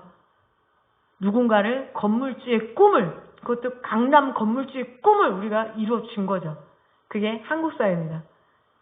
그게 더 정도가 심한 사회가 한국 사회다. 그런 거죠. 뭐 미국은 안 그런데 아니 미국도 그렇지만 그 정도가 심한 나라인 거죠. 그래서 이렇게 치킨이 온다라는 건 누군가의 빛나는 인생이 오는구나. 그리고 한 시대가 역사가 삶이 오는구나. 이런 생각들을 좀 했으면 좋겠다. 뭐 이런 마음입니다. 뭐 요거는 조금 넘어가도 될 것 같고요. 제가 요런 거는 좀 백종원 씨 현상 같은 거는 좀 한번 말씀드리고 싶었어요. 유튜브에 지금 청년들이 보고 계신지 아닌지 모르겠는데 자, 신드롬 수준이에요. 제가 경향신문 뭐 이런 데 칼럼 쓰는데 되게 재밌어요. 농촌 농업 먹거리 이야기 쓰거든요. 자영업자 이야기 쓰거든요. 그러면 어떻게 되냐면 되게 특징이 있어요. 열화와 같은 무반응. 아무도 몰라요. 쓰는지 관심도 없고. 근데 딱 한 번 작년에 제가 백종원 현상에 대한 비판 썼는데 악플이라는 건 이런 거구나 하는 걸 느꼈어요. 정말 신성이에요. 건들면 안 돼요. 근데 어느 날 이렇게 백종원 씨가 이렇게 뭐 집밥 백선생에서 백간의 김밥 같은 거 말아요. 진짜 되게 맛있겠다. 먹어보고 싶다 하지만 우리는 만날 수 없잖아요. 근데 어떻게 해요? 만날게 해드릴까요? 백종원 김밥 제가 쏠까요 오늘? 예, 같이 가세요. 저랑 다 CU로. 2, 3주 만에 런칭을 하더라고요. 그러니까 저런 먹방과 쿡방 그리고 푸드쇼를 보고 난 다음에 욕망을 잔뜩 키워놓고 난 다음에 지나가다가 이런 거 딱 만나면 저는 쑥 들어갈 것 같아요. 그리고 이런 질문도 하고 싶어요. 당신이 골목식당의 수호자입니까? 골목상권의 수호자입니까? 이렇게 한번 질문 던져볼까요? 이건 백종원 씨가 운영하고 있는 프랜차이즈예요. 근데 사실 이게 밑에 두 칸 더 있거든요. 그래서 제가 그냥 엄선해가 갖고 왔어요. 골목식당에서 막 국수 같은 거를 너무너무 맛있게 하면 진짜 맛있겠다 이렇게 쳐다보고 있는데 우리는 그 사람을 만날 수 없고 그 사람이 만든 음식을 직접 먹을 수는 없지만 지나가다가 이 백종원 씨가 이렇게 환하게 웃고 있는 이런 미정국수 같은 데를 보게 된다라면 저는 한번 쓱 들어가고 싶을 것 같아요. 요런 현상들, 그러니까 옳다 그르다를 떠나서 이 음식 미디어에 대한 되게 비판적인 관점은 필요한 것 같습니다. 그러니까 한 사회에 무슨 농업 정책이 양파값이 폭락을 하면 왜 백종원 씨한테 가서 해결해달라고 그래요? 그건 농업 정책이 아니잖아요. 제가 작년에 이거를 깠다가 십자포화 당했어요. 좋은 일 하는데 왜 그러냐고. 제가 약간 비아냥되긴 했거든요. 파도 폭락이다. 파는 어떡할 거예요? 막 이러면서. 마늘도 폭락인데요? 막 이러면서 그랬더니 막 뭐라고 하더라고요. 그건 농업 정책이 아니잖아요. 그래서 이런 부분들 한 사회의 어떤 신드롬이 모아졌을 때는 좀 봐야 되겠다라는 생각이 듭니다. 오히려 우리에게 음식을 주는 분들은 이런 분들이죠. 수호자들 이런 분들입니다. 학교에서 마주칠 수 있는 분들이에요. 자, 한국 사회 되게 재밌어요. 사람은 계단으로 다녀야 돼요. 학교는. 계단으로 다니고 뭐예요? 밥은 엘리베이터를 탈 수가 있어요. 밥하고 우유만 탈 수 있어요. 근데 지금 뭐냐면 잠깐 밥차 올라오는 동안에 이 조리사 선생님이 잠깐 휴식을 취하고 있는 그런 건데 지난번에 청주에 와서 이 장면 보여줬더니 청주 영양사 선생님들이 이러는 거 왜요? 했더니 저거요 이게 벽에다 손대면 안 돼요. 그래서 예. 그래서 역시 전문가들 눈은 다르고 네. 그래서 되면 안 된다고 하더라고요. 근데 우리의 음식은 어디서 오냐면 최연석 셰프가 이렇게 하는 소금에서 오는 그게 아니라 이런 휘어져가는 등골 격계에서 오는 거죠. 여름에 아이들에게 돈가스 한 장을 튀겨주려면 자 바깥이 35도, 34도예요. 그럼 주방은 어떨까요? 기름이 100도를 넘어야 되는데 주방 온도는 가볍게 40도예요. 그래서 거기에 비닐 앞치마, 비닐 토시, 비닐 장화까지 신고 계시니까 여름에 이렇게 보시면 이렇게 얘기합니다. 정 선생 배추를 절여볼래? 등에서요 소금이 후두둑 떨어져요. 땀이 결정체가 돼서. 그 장면들을 우리가 되게 많이 보여줘야 되는데 한국에서의 식생활 교육이라는 것도 전무할 뿐더러 뭐예요? 푸드쇼가 완전히 눈을 가려버려요. 셰프는 되고 싶다고 해요. 장래희망의 5위예요. 셰프. 아무도 농민이 되겠다거나 조리노동을 한다는 소리 안 해요. 이런 거 하고 싶어 하자고. 이런 거 하면 돈 벌 것 같으니까. 그래서 이런 장면을 의도적으로 많이 보여주는 게 저는 교육이라는 생각이 들고요. 반면에 극단적인 냉기 속에서 또 식판이 와요.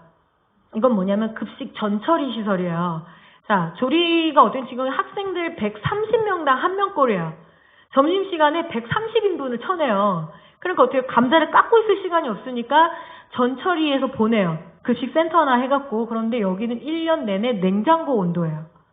그러니까 지금 제가 이거 7월에 촬영한 거거든요. 근데 어머니들은 어떻게 안에 돗바 입고 네, 패딩 입고 하시는 거예요. 그래서 이렇게 얘기하세요. 올해는 일 못할 것 같다고. 2, 3년 이상 못한다고. 너무 사람이 추운 데서 계속 그렇게 있다라는 게 되게 힘든 일이잖아요. 극단적인 열기와 극단적인 냉기 속에서 우리 아이들에게 음식이 가고 밥이 갑니다. 근데 이런 장면들이 좀 보여야 되는 거죠. 먹는 일은 함께 살아가는 일인데 그런 부분들. 그래서 이런 거는 제가 청주 시민사회에 제안을 드리고 싶은 겁니다. 자, 한 사회가 우리는 어떤 사회냐면 이렇게 얘기해요. 체험은 엄청 많은 사회. 체험은 많은데 경험이 없는 사회라고 얘기를 하더라고요. 자, 어떤 체험이 많아요? 자, 충주시 기준으로 하면 산청명 고구마 캐기 체험, 알밤 따기 체험 이렇게 얘기해요. 근데 경험은 뭐냐면 그래도 사계절을 겪어보는 걸 경험이라고 이야기를 하거든요. 요게 그 스쿨가든 운동이에요. 학교 텃밭 운동. 이 논으로 말씀드릴 것 같으면 무슨 고래실 논이 아니라 다라논입니다. 왜 다라논일까요? 네, 다라에다가 다라이에다가 모내기를 해가지고 벼를 기르거든요. 도시형 초등학교에서 합니다. 그러면 이런 거죠. 자, 심었어요. 그리고 거뒀어요. 심는 자가 거두는 거예요. 근데 고구마 캐기 체험은 어떤가요? 자, 고구마 어떻게 했어? 이렇게 물어보면 우리 아이가 이렇게 얘기할걸요? 그 엄마가 체험비 10,000원 냈잖아. 맞잖아요. 자, 심지 않았는데 거두는 체험은 줘요. 딸기를 심지 않았어요. 그리고 한 번도 밭을 매지 않았어요. 농사의 하이라이트는 그냥 잡초뽑기예요. 제가 보기엔. 저희 집 농사 졌었기 때문에. 자, 웃고 있죠. 자, 그 딸기는 어떻게 오는 거야? 라고 엄마가 체험비 10,000원 냈잖아. 심지 않았는데 거두는 체험을 시키는 건 솔직히 말씀드리면 약탈 체험이에요. 수확물만 가져가라고. 근데 우리나라가 한 사회가 아이들에게 성과만 내면 된다라고 얘기하죠. 뭐로 가든 자로 가든 좋은 대학 가라고. 그렇게 하거든요. 그래서 저는 아예 차라리 조건이 안 되면 이 수학 체험은 안 하는 게 낫다라고 봐요. 최소한 심어서 여름에 한번 풀이라도 덮어기 뽑고 거두든가. 근데 요것만 하는 그 사회에서 농촌과 농업이 얼마나 우스울까 그 생각은 슬쩍 듭니다. 자, 거의 끝으로 가고 있어요.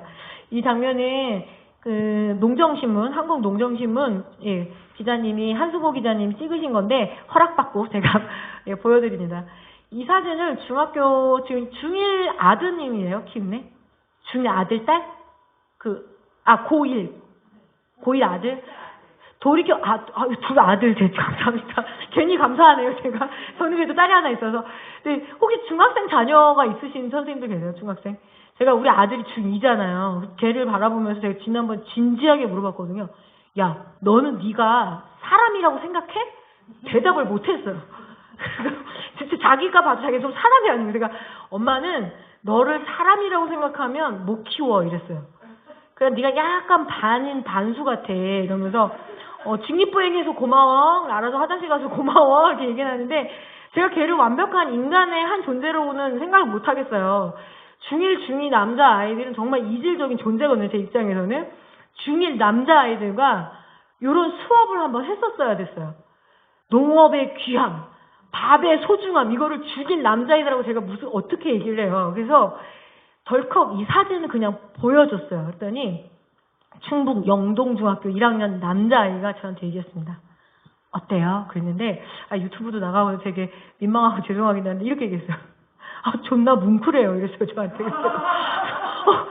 그러니까 그 앞에 말은 그냥 중1에 다 쓰는 말이서 뭉클해요? 그랬더니 뭉클하다는 게 뭘까요? 뭉클함이라는 거는 상대방의 처지에 공감을 해서 이게 마음이 찌릿했다라는 거잖아요.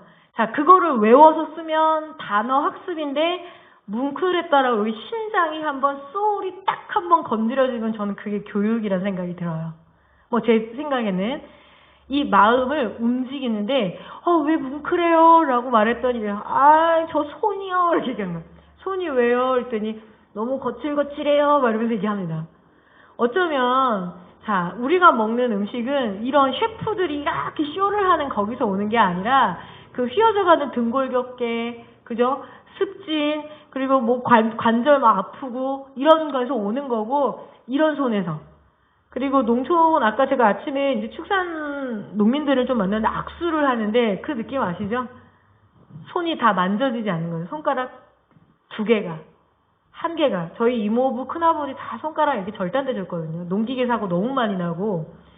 그런 손과 한 번이라도 마주치게 하는 게 시민사회 교육이에요.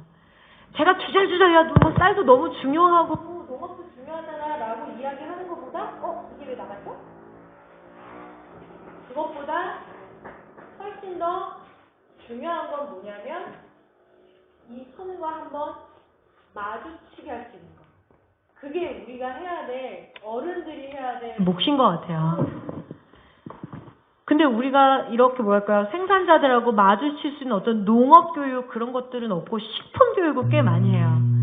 위생 안전교육은 하지만 음식에 대한 교육은 무조건 여기에서부터 시작이 돼야지만 그때서야 제대로 된 위주시민교육, 먹거리 시민교육, 푸드시티즌이 만들어진다라는 거죠. 자, 제 강의가 뭐 워낙 비슷비슷한데 항상 좀 이 영화 얘기로 마지막을 장식을 합니다. 이 영화는 살인의 추억이라는 그 2003년 봉준호 감독의 영화예요. 근데 이 영화에서 잘 아시겠지만 이게 그 여성 연쇄살인 사건을 다루잖아. 80년대. 저 80년대 초등학생이었는데 늘 제일 무서웠던 게 봉고차 그리고 화성 그거였어요. 그래서 화성 시민들한테 너무 죄송하긴 하지만 봉고차는 그거 뭐지? 이렇게 엄마가 제가 자꾸 뭘 봤나요? 그 봉고차에 이렇게 인신매매 단다 엄마 맨날 조심하라 그래서 그게 저한테 공포인데 어쨌든 이 영화를 한번 돌이켜볼게요. 자, 살인자로 추정된 현재 물증은 없는데 신증 100%가 있는 사람이 이 바로 예, 신증 100% 아닌 건데요. 신증 100%인 박해일이 드디어 검거를 합니다. 서울에서 사건을 해결하러 온 엘리트 형사예요. 김상경 씨가 맡은 역할 자체가. 그리고 난 다음에 어떻게 해요? 딱 잡아가지고 이렇게 물어봐요. 야, 네가 죽였지? 라고 했더니 그 박해일이 되게 야비하게 웃으면서 그래, 내가 죽였다. 응? 네가 원하는 대답이 이거지? 하면서 놀려먹어요. 그리고 난 다음에 그 다음 커트에 이 농촌의 형사인 박두만 즉 송강호가 맡은 역할인데 이 송강호 씨가 증거를 들고 와요. 어떤 증거? 미국에 가서 DNA 분석을 해갖고 와요. 80년대 우리나라 그 기술이 없었기 때문에 드디어 증거가 왔다 이거잖아요. 그래서 이제 이거죠. 딱 열어봐가지고 너 이제 죽었다. 너 진짜 물증 왔다. 딱 열어봤는데 유전자가 일치를 안 했어요. 그럼 어떻게 해요? 무죄 추정의 원칙에 따라서 놔줘야 돼요. 너무 열받으니까 총 쏴서 죽여버리려고요. 탁 쏴서 죽여버리려고 하는데 그때 동료 형사인 송강호가 말려 하지마 이러면서 왜 괴물 잡으려다가 괴물 되면 안 되잖아요. 동료를 말리고 그리고 박해일을 풀어주게 됩니다. 풀어주면서 묻는 질문이 되게 황당하게도 뭐죠? 어이 네가 죽였지? 이게 아니라 뭐예요? 어이 너 밥은 먹고 다니냐? 라고 물어봐요. 아니 저 질문을 왜 했을까요? 이 표정으로. 밥은 먹고 다니냐? 나중에 훗날 보니까 뭐 송강호 씨가 애드립이었다고 하는데 너무나 핵심적인 질문인 것 같아요. 이 이야기는 뭐냐면 너 인간 맞아? 이 질문하고 같은 질문이에요. 왜? 사람은 밥을 먹는 존재니까요. 왜요? 자, 원시시대 때부터 수렵채집 생활을 하면서 그 소유권이 불분명해요. 그러니까 어떻게 해요? 함께 잡았으니까 함께 요리해서 함께 나눠 먹어요. 더럽고 치사하고 짜증은 나는데 나 쟤 되게 싫은데 그래도 공동체를 구성하고 사회를 만들어 가요. 음식 때문에. 어느 날은 더 싸워요. 더 먹겠다고. 내가 저거 잡느냐고 더 피곤했다고. 그러면 그걸 갈등을 합니다. 그게 뭐예요? 갈등 중재하는 게 정치거든요. 그래서 물어보죠. 자, 인간이란 무엇입니까? 라고 누구한테 가서 물어봐요? 테스 형 말고 텔레스 형. 텔레스 형한테 뭐라도 텔레스 형이 이렇게 얘기합니다. 아, 인간은 별거 아니고 그냥 정치적인 동물이야 라고 얘기합니다. 동물은 동물이에요. 근데 정치, 무엇을 통해서 가장 기본인 음식과 요리를 통해서 인간의 기본적인 조건을 갖춰요. 식사의 존재예요. 밥을 먹기 때문에 인간인 거예요. 그렇다면 자, 인간은 밥을 먹는데 인간이라면 절대로 해서는 안 되는 원칙. 그게 뭘까요? 바로 살인하지 말라요. 사람은 사람을 죽이면 사람이 아니에요. 그래서 왜 살인사건 났을 때 청주도 예전에 큰 사건 있었잖아요. 현장 검증을 하는데 지금은 다 마스크 쓰고 있지만 마스크 쓰고 말고 나오면 흥분하신 그 시민들이 얼굴을 왜 가려? 네가 사람 새끼야? 막 이러면서 이 짐승보다 못한 새끼 막 이러면서 한단 말이에요. 그게 뭐냐면 넌 사람 아니잖아. 사람이 사람 죽이면 사람 아니거든요. 그래서 물은 거죠. 어이 박해일 너 밥은 먹고 다녀? 라고 물어봤는데 박해일이 내가 청주에 가서 유명하다 그래서 용봉 불고기를 먹었어 라고 대답한다라면 그건 인간 존재의 선언이에요. 나 밥 먹는 입이 있어. 물증을 제발 믿어. 나는 그 여자들을 안 죽였다고. 이런 뜻이에요. 뜻 같아요. 제 개인 해석이니까. 근데 이 영화에서 보게 되면 박해일이 어떻게 해요? 대답을 끝내 못해요. 가만히 있고 침묵을 지킵니다. 그건 뭐야? 나는 밥을 먹을 입이 없는 자. 나는 침묵하는 자. 즉 나는 사람이 아닌데 그 여자들 내가 죽였는데 라는 뜻으로 저는 해석을 했어요. 물론 이제 뭐 제 개인 해석일 수도 있죠. 영화 해석이니까. 그리고 나서 다시 어둠의 굴다리로 도망을 갑니다. 그럼 뭐야? 다시 어둠의 세계로 가겠다잖아요. 그리고 뒤통수를 잡아줘요. 그럼 뭐야? 다시 과거로 회귀할 거야. 나 살인 또 저지를 거야 라고 저는 이해를 했어요. 그래서 그 영화에 또 살인이 나는데 결론적으로 다시 올게요. 자, 식사하셨어요? 맛있게 드세요? 아침 드셨습니까? 아이고 좀 뭐 진지 잘 잡수세요. 이렇게 이야기를 합니다. 그런데 한 사회가 밥 먹기가 쉽지가 않아요. 제대로 된 음식을 먹기가 왜 쉽지가 않을까요? 음식을 만드는 사람에 대해서 존중할 수 없고 농촌 농업이 멸시가 되고 그리고 이 음식의 가장 끝단계인 폐기의 문제, 이 문제에 다들 크게 관심이 없기 때문인 거죠. 그래서 한 끼의 식사, 한 끼의 밥 먹기가 쉽지 않은 세상, 그 세상에 대해서 제가 말씀을 드리고 여기 계신 선생님들과 어떻게 해야 될 것인지 그 고민을 도모하고자 왔습니다. 다른 건 모르겠는데 귀신같이 시간은 맞춰서 끝내는 편이에요. 그래서 지금 딱 9시예요. 그래서 일단은 제 얘기는 여기서 가름하도록 하겠습니다. 너무 애써주셔서 감사합니다. 잘 들어주셔가지고 고맙습니다.